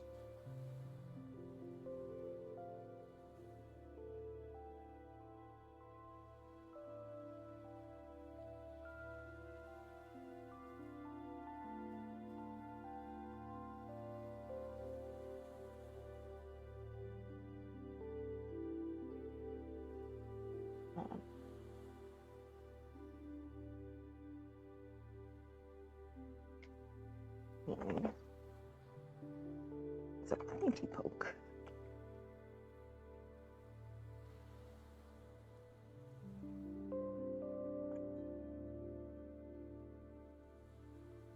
I live near a place called Flagfen, about 15 minutes drive from here, which is a famous Viking settlement. Ooh. Apparently its original name was in Assassin's Creed Valhalla. In its museum, there's a couple longboats. That's the only boat museum I've been to, but very cool. That sounds cool. What was the thing that I was it a Pompeii thing? I'm pretty sure it was a Pompeii thing. Like there used to be a like a little museum with an exhibit of boats that they had found. I'm pretty sure that I'm talking about Pompeii. But my brain is telling me no, that's somewhere else. But I'm not sure where else it would be. But either way, it was these like long rowboats that were just like amazing finds historically and in a really good condition considering how old they were and everything. And so they had them in a museum, and then that museum was destroyed during World War II.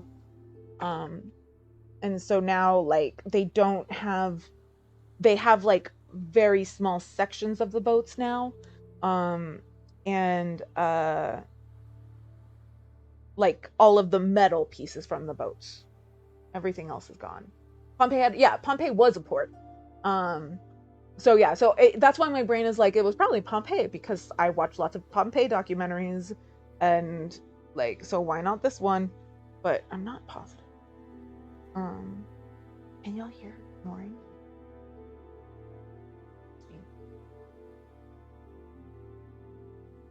I also remember the Challenger disaster. I do not remember the Challenger disaster, although that was in...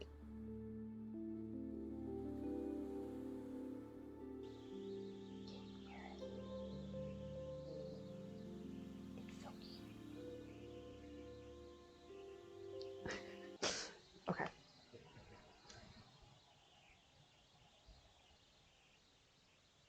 She woke up. Yeah, I don't remember Challenger. I think that was either before I was born or right after I was born, and like way too young to remember it. See, I remember Desert Storm. Brain. Oh, Brain, yes. Hold on. When Endeavour was built to replace it, I was in 5th grade, and we were in some contest to help name the orbiter. Well, that's fun. There are so many interesting conspiracy theories around it, though. The very cool subject, the Titanic. Yeah, especially because up until it was discovered, like, there was a lot of debate about whether it sunk in one piece or two. Like, a lot of survivors were saying, like, no, I saw it, or, you know, heard it break in half. Like, it's definitely in 2 pieces. But other survivors would say, no, I saw it go down in 1 piece. And so it was very much a they said type thing, until it was actually discovered, and they had an actual answer. And yeah, they've been doing dives and stuff, or they were, like, right before the pandemic. They've probably stopped now, but they were doing dives and stuff for the first time in like 15-20 years, and like actually finding new information.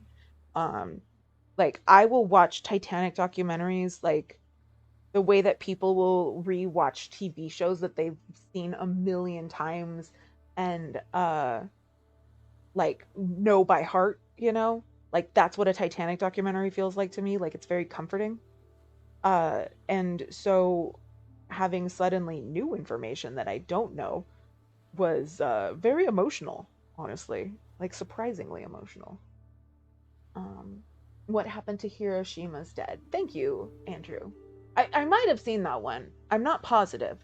I'll know when I watch it if I had watched it or not, because I have a very clear image in my head of like a part of the video that I'm thinking of, and I'm so if I see it in there, I'll know.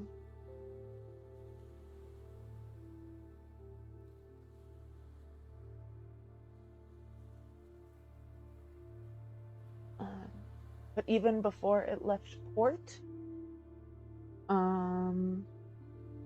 are you talking about the Titanic still?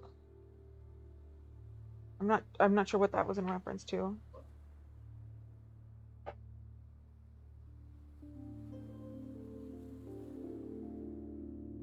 Can you scroll up in chat just a little? Okay.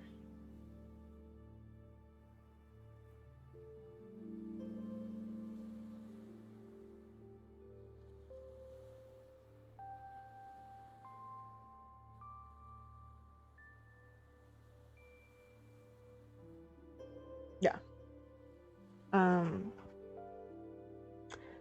Yeah, like one of the things that I was very upset as a small child sitting in that theater, that movie theater, watching the movie for the first time, was that they totally skipped.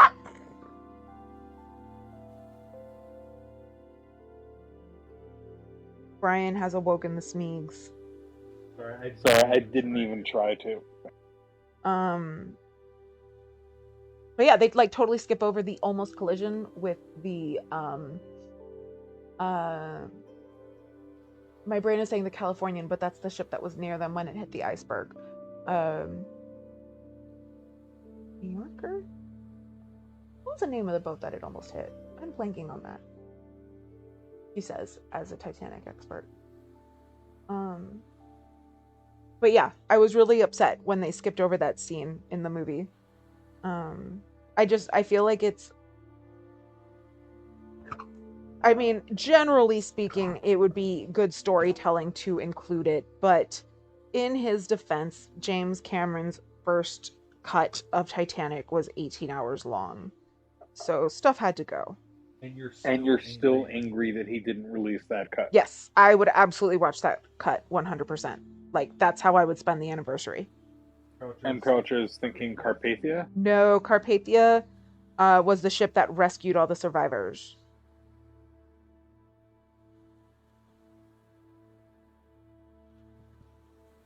Trying to make it so it looks like a brain and not a volleyball. Harder than anticipated. Let me see it real quick.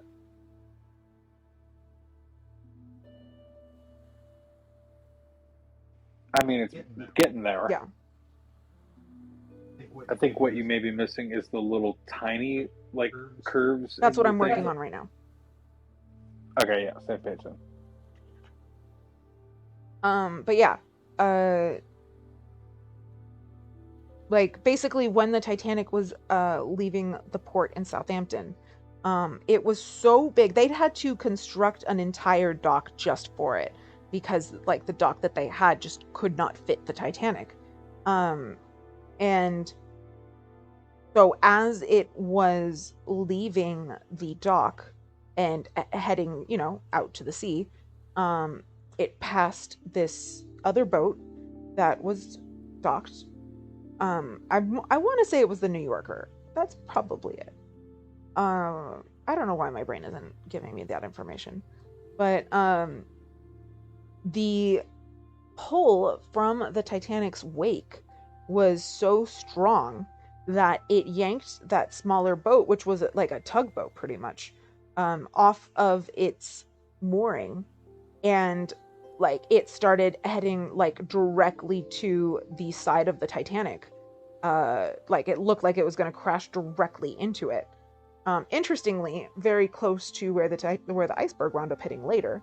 But yeah, so it was this whole thing. It came like there's a picture of how close it came, and it came extremely close to hitting, and a lot of people were seeing it as an omen of how it was gonna go. And yeah. Yeah, M. Culture and I both independently looked it up. It's not the New Yorker, but the SS New York or SS City of New York. So you were there's a reason your brain was like, that's not Yeah. right, because it wasn't exactly right. Apparently got within 2 feet. Thank you, brain. And thank you, MK Ultra. 2 feet. Yeah, it's wild. Like how close it got. It oh man. And yeah, like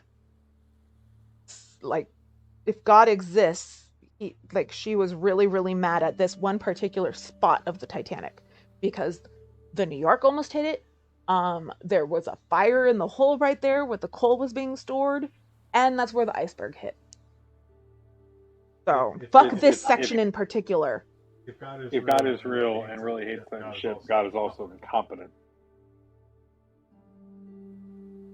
It took 3 tries.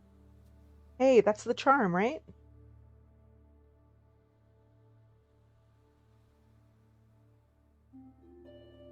Okay, this is starting to look a little more brainy and a little less volley-volley. Huzzah. What do you think?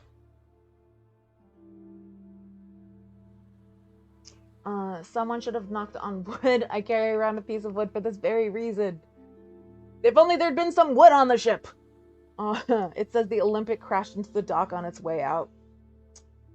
Olympic. Always drunk. I don't think that image is going to help you create a brain that looks right. Let me find a better image. Mostly, I just wanted to see where all the bends and stuff went. Here's where we're at, everyone. Wait for it. There we go. As a little brain.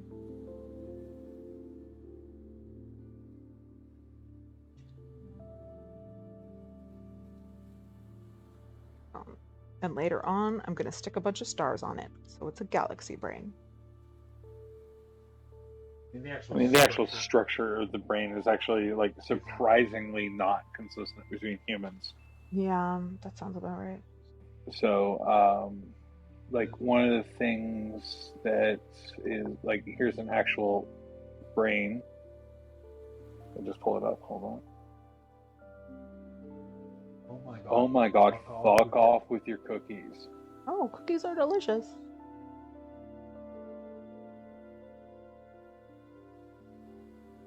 So, like, the cerebellum part, the lower part there, I think that's going to need to be, like, physically separated off, because the way it is in the human brain is actually physically, like, separated. It's not like...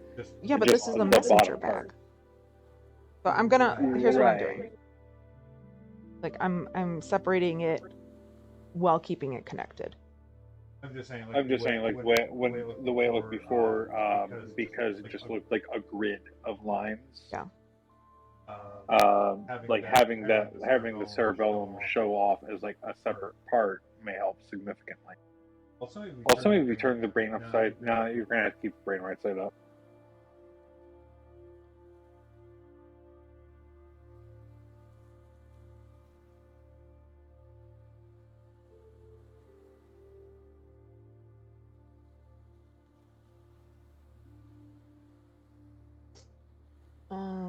The cerebellum looks really good. It's just the back part just looks like 3 lines. Well, I'm not done. Okay, I'm just letting you know. What you want me to let you know? More of a texture, really. But yeah, so I get really nerdy over the Titanic. As you've all learned multiple times if you've watched this live stream regularly.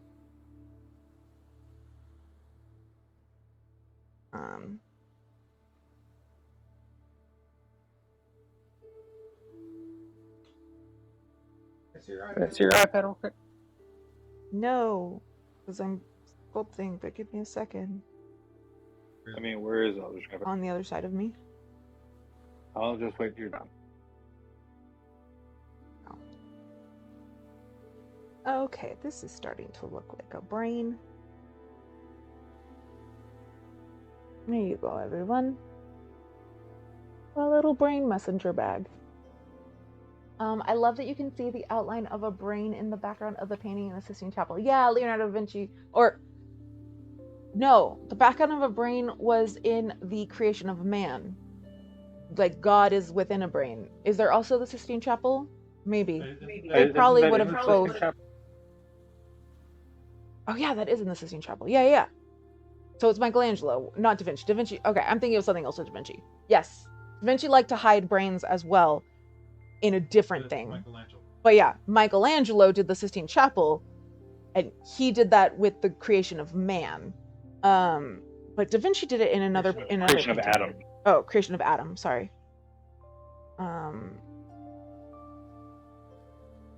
But I know Da Vinci did it in something as well. I just mixed that up in my brain. Speaking of brains.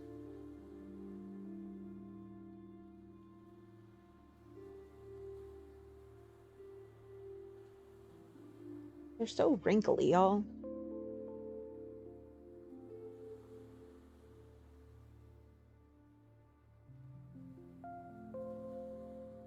Gotta have some beautiful, smooth brains. None of these wrinkles.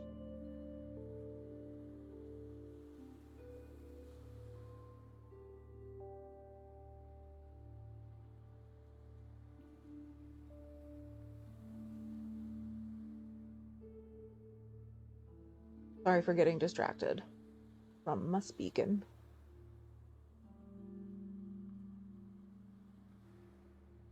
This is why we have music on the stream now.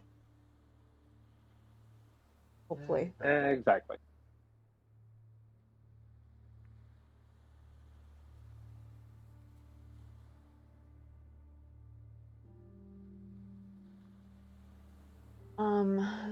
Oh, can you scroll up just a little? Da Vinci did the Last Supper. Oh, I know Da Vinci did the Last Supper. I'm trying to think of what Da Vinci thing has a brain hidden in it, because I know he has something with a brain hidden in it. I've either had very knowledgeable teachers who weren't very personable, or the reverse. Yeah, I've been lucky enough to have some that were both. He was also great with telling other stories of history, probably not popular with the parents, because he was real in what he taught. His name was Mr. Cullen. Sounds like a good teacher.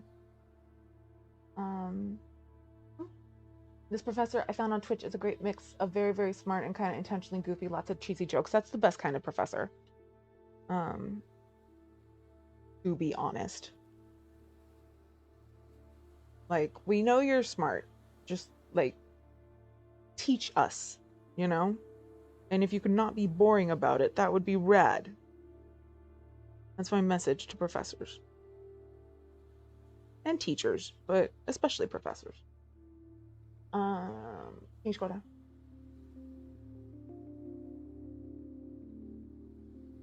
He did all kinds of anatomical sketches. Yeah, I'm talking about, like, having it, like, sneakily in the background of something. Or maybe I'm thinking of...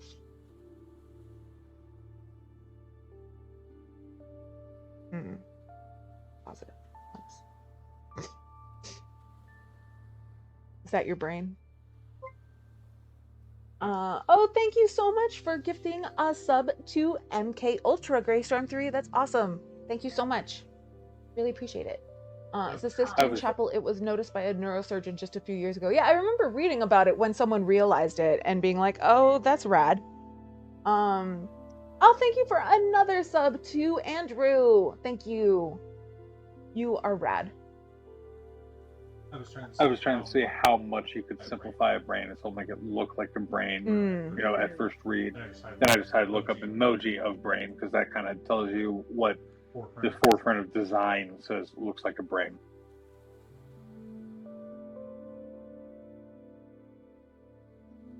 I feel like this looks like a brain now.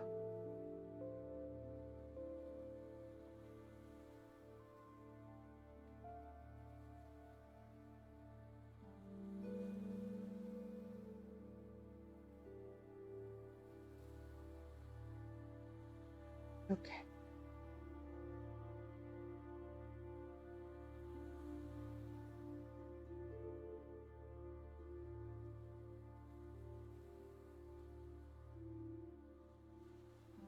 But you. You are a hero, Greystorm 3. Thank you very much. That's what heroes do.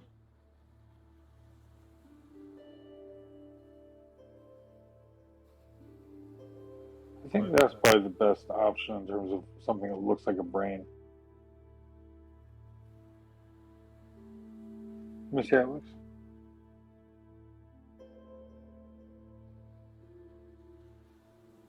Definitely looking a lot closer, yeah. Are you going to paint it pink with stars, I assume? then yeah, I think it'll look like a brain. Does it look like a brain, everybody? I don't know if they. I don't know if they can really see with the resolution. Try going forward. Hold on, let me Or try how about this? Oh. There we go. Nope.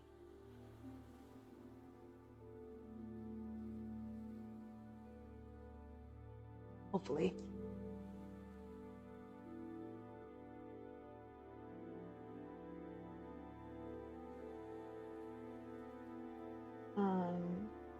Now I'm singing in my head. I can be your hero, baby. I was just thinking about Enrique Iglesias like 2 days ago because I was trying to remember the song that he had that I hated because it was like a stalker anthem. And I can't remember what it's called, but like the chorus is literally "You can run, you can hide, but you can't escape my love."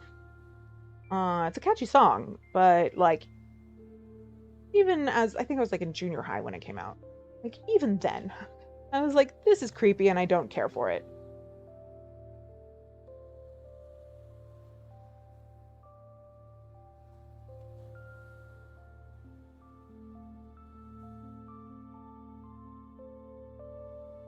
Hero used to be an acronym we used at work. We sang it all the time for laughs. That's fun.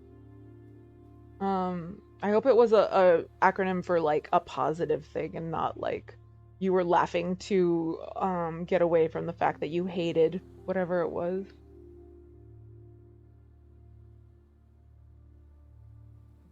And I hope that you kissed away the pain.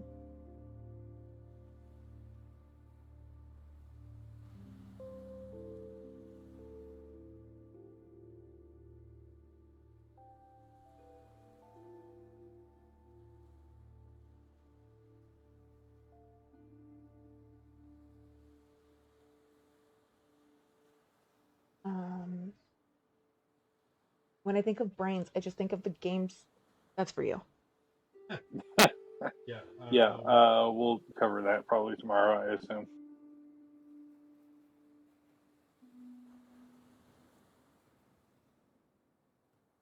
When I think of brains, I think of the worst episode of the original series ever made.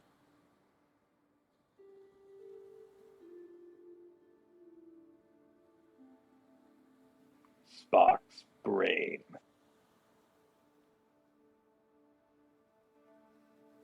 So if you weren't here before, there is now a Star Trek stream on this channel. It is going to be tomorrow at 6 p.m. Eastern.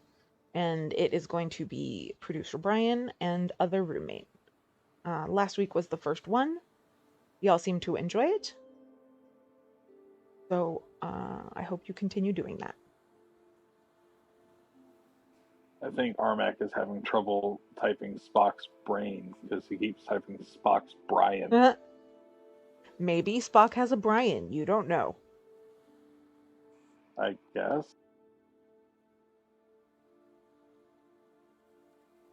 Personally, I'm very happy for Spock and Brian. And I wish them well. I'm sure Kirk's feeling well. Kirk always feels left out. If he's not actively in the middle of the banging, he feels left out. You're thinking of Riker. Both.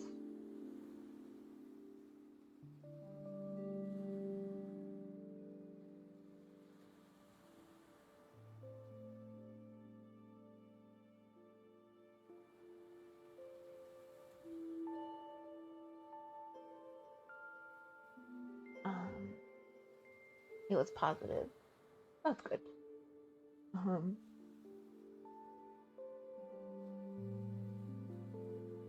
The song from Sting. Yeah, it's that same energy of stalking.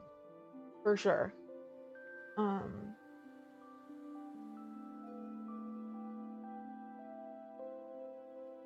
will be there tomorrow. Awesome, MK Ultra.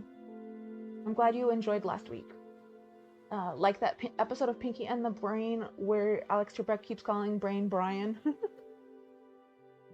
Fantastic. Post, engage, recommend, offer. I mean, that sounds like sales. Tupperware? Tupperware parties? Am I close? I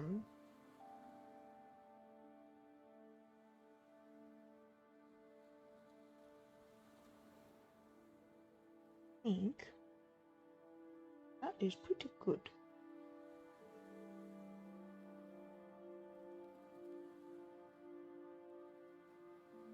It's a really fun feeling when you go into something and you're like, oh, I've never done this before, and it's probably going to turn out really shitty.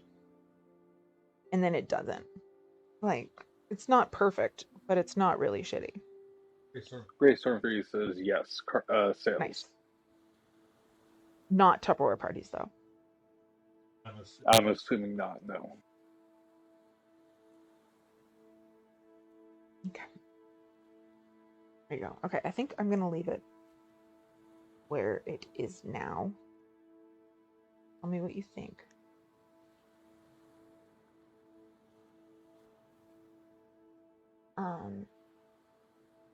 A GM, but not car sales.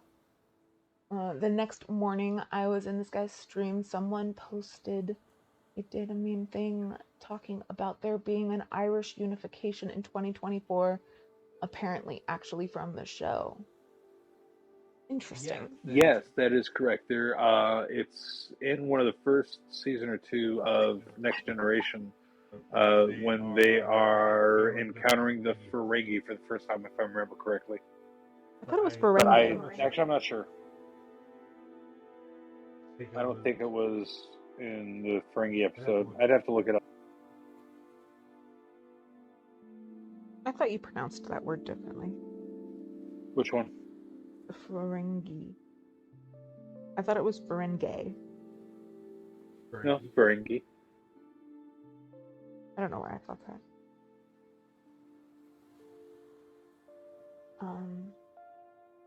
There's only one thing I would change about the brain, which is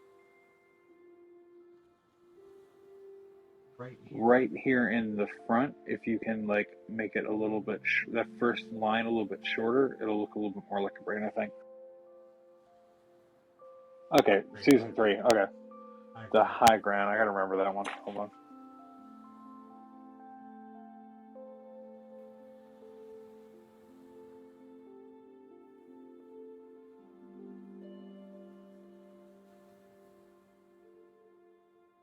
Oh, that's right, because Beta was curious about all the different examples of terrorists using, or people using terrorism to achieve political goals. Because, you know, like one of the ideals espoused is like terrorism never works, but then Data goes like, yeah, it did. It worked a lot of times. What the fuck are you talking about?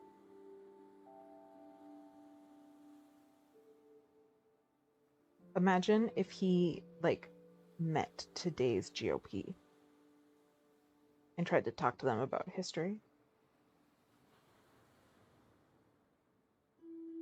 How that would go. That would be interesting. Yeah, and they were using like a form of teleporter that was nearly instantaneous and not traceable, but also led to death after like fairly soon. So yeah.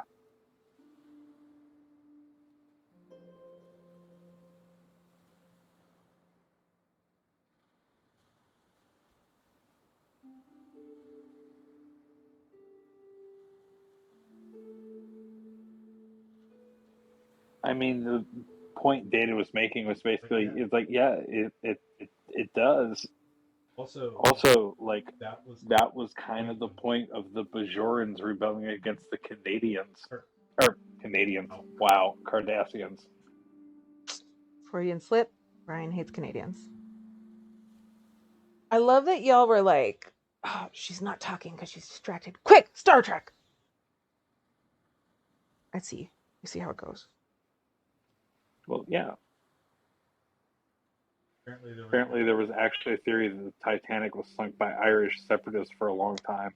Wow. Yes, they took Dr. Crusher hostage. There are some wild theories out there. Very fun. One of my favorite theories is that the Titanic was sunk by time travelers, time traveling to try and stop the Titanic from sinking. Like one of those self-fulfilling prophecies type things. I totally buy into And I it. love it. I don't know if any of y'all have ever watched Supernatural, but there's an episode where like they find out that like a demigod or something is just like killing people randomly, apparently. And they're trying to figure out why. And like they find out that all of these people had ancestors who were on this ship called like the Titanic. Like I've never heard of it. Have you?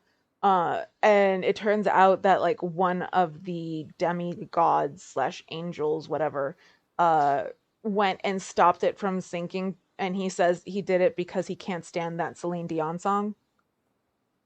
And so the people who are dying are basically like fate trying to correct the fact that they exist because they shouldn't have existed because their ancestors should have died on the Titanic. Good episode. And I'm not just saying that because it's about the Titanic. I was really pretty pumped last night while watching Encanto for the first time that there was a Titanic reference. That was cool. Unexpected.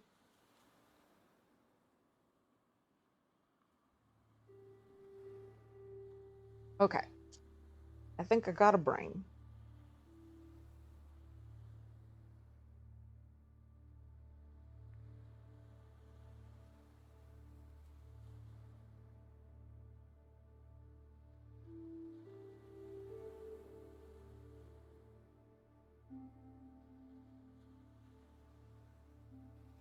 Okay.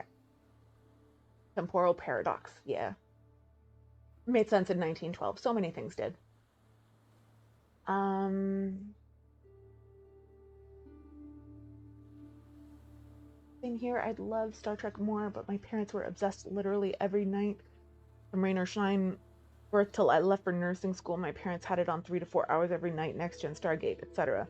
Even repeats of repeats of repeats kind of drove me nuts. But I remember much of it and certainly appreciate it, especially about teaching acceptance of difference and such. Yeah, I'd like definitely like appreciate Star Trek. I just never personally got super into it. I like the newer movies. And I like the politicalness of it. But never got into it. I always got into Star Wars. What we should do for tomorrow is we should talk about the Bell riots, and we should make you watch those 2 episodes because they are frustratingly relevant right now. We'll see. I'm doing tomorrow. I like the Doctor Who episode on the Titanic. That was a fun one. Yeah, that's a good episode. Kylie Minogue showing up. I'm just sad that they aren't making newer movies anymore for Star Trek. They did an excellent casting job. Why did they stop? Did they stop because Anton Yelchin died? Is that why? Because I remember when he died, they said, like, we're not recasting him. But, like, why didn't they keep going? I mean, they were going to keep going. Yeah, they just didn't, like... I'm curious why. I don't think it was just... I think just development hell. Gotcha. Probably COVID interrupted something. I would imagine. Oh no, like it was like in development hell for a long time before COVID showed up.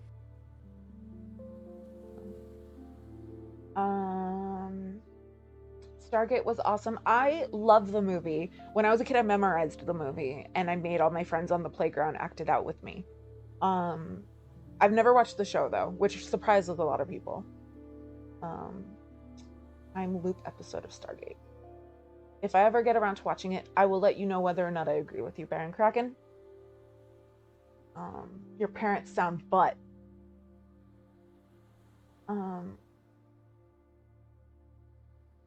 That's what Brian was just saying, yeah. No one liked them. The movies were not profitable. Really? They seemed successful. The third one was not, if I remember correctly. Which one was the third one? I believe that was Beyond. Oh, that was the one where they like landed on the new planet and met what's her face with the black and white makeup and stuff. Yeah. Yeah, that one was okay. Not as good for sure.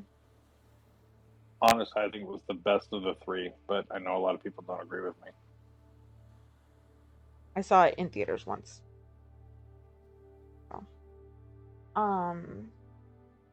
My hubs told me once, and now I forget. I'll look into it. I loved Stargate the movie. I also did not watch the TV show, but not against it. Just didn't ever get into it. Yeah, exactly. Like, I'm sure that I'd probably like it if I like actually sat down and put the effort into it. It just takes a lot for me to sit down and put the effort into liking a new like TV show or something. So maybe one day. Same thing with Battlestar Galactica. People are always surprised that I don't watch that.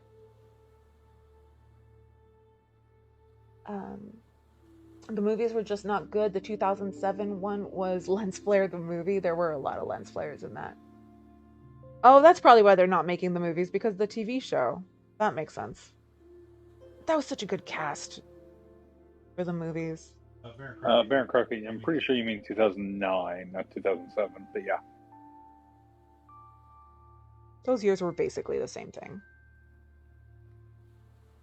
Yeah, I mean, pretty close. It's not an important difference, but just in case anyone else is looking it up. I was in college versus in college.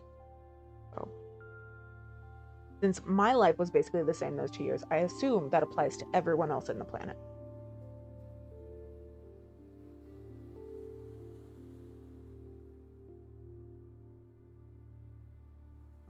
Okay. It was either Doctor Who or Diary of a Call Girl, both excellent shows. Although when I was watching Diary of a Call Girl, that was fun when I like watched it downstairs and my roommates were like, why are you watching porn in the living room? So that was fun. But they were filming it on the South Bank of the Thames. I love a love scene at like 3 a.m. in the winter was great, but very friggin' cold. Felt sorry for the crew just standing around. I might remember what scene you're talking about. That's funny. Chris Judge, who played Teal'c, is the voice of Kratos now. James Spader did a great job. James Spader is great in Stargate. Agreed. Unless you're talking about, wasn't he in a Star Trek movie? Wasn't he in the Star Trek movie? He was in something recently unexpected. Recently. Let me check. There's something about the cameras they use to film like Stargate, Xena, Babylon 5, Hercules. It makes it difficult for me to watch. Not sure exactly what it is. I think it's just like there's a certain like soap opera quality to it. And like daytime TV feel for anyone who grew up in the 90s, you know? I don't remember James Spader ever being in Star Trek, but the only Star Trek connection I can think of is when he played opposite of he was in something recently that surprised me, but it might have been just something that I watched recently. It might not have actually been something that was made recently, now that I'm thinking about it. The lawyer movie with him and... he was in the Lincoln movie. That's what it was. He was in the Lincoln movie. He was under a lot of prosthetics, so it was a surprise.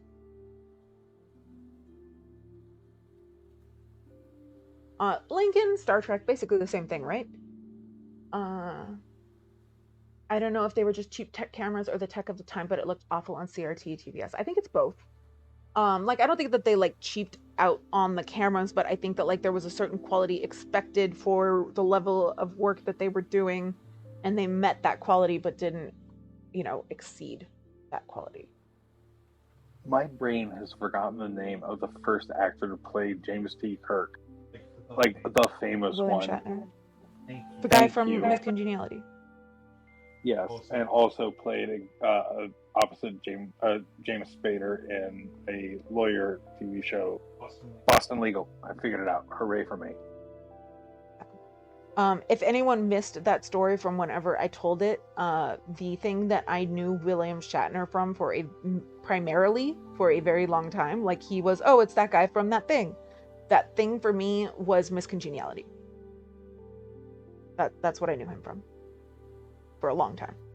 I didn't even realize he was in Star Trek. Like, he looks completely different. Like, at least he did to me. That's fair. Like, I knew Captain Kirk, I just never put that together as the same dude. But I knew that the name of the guy in Miss Congeniality was William Shatner. So I always was kind of confused why everyone made a big deal. Yeah, he was hot back in the day before he was a transphobic shithead.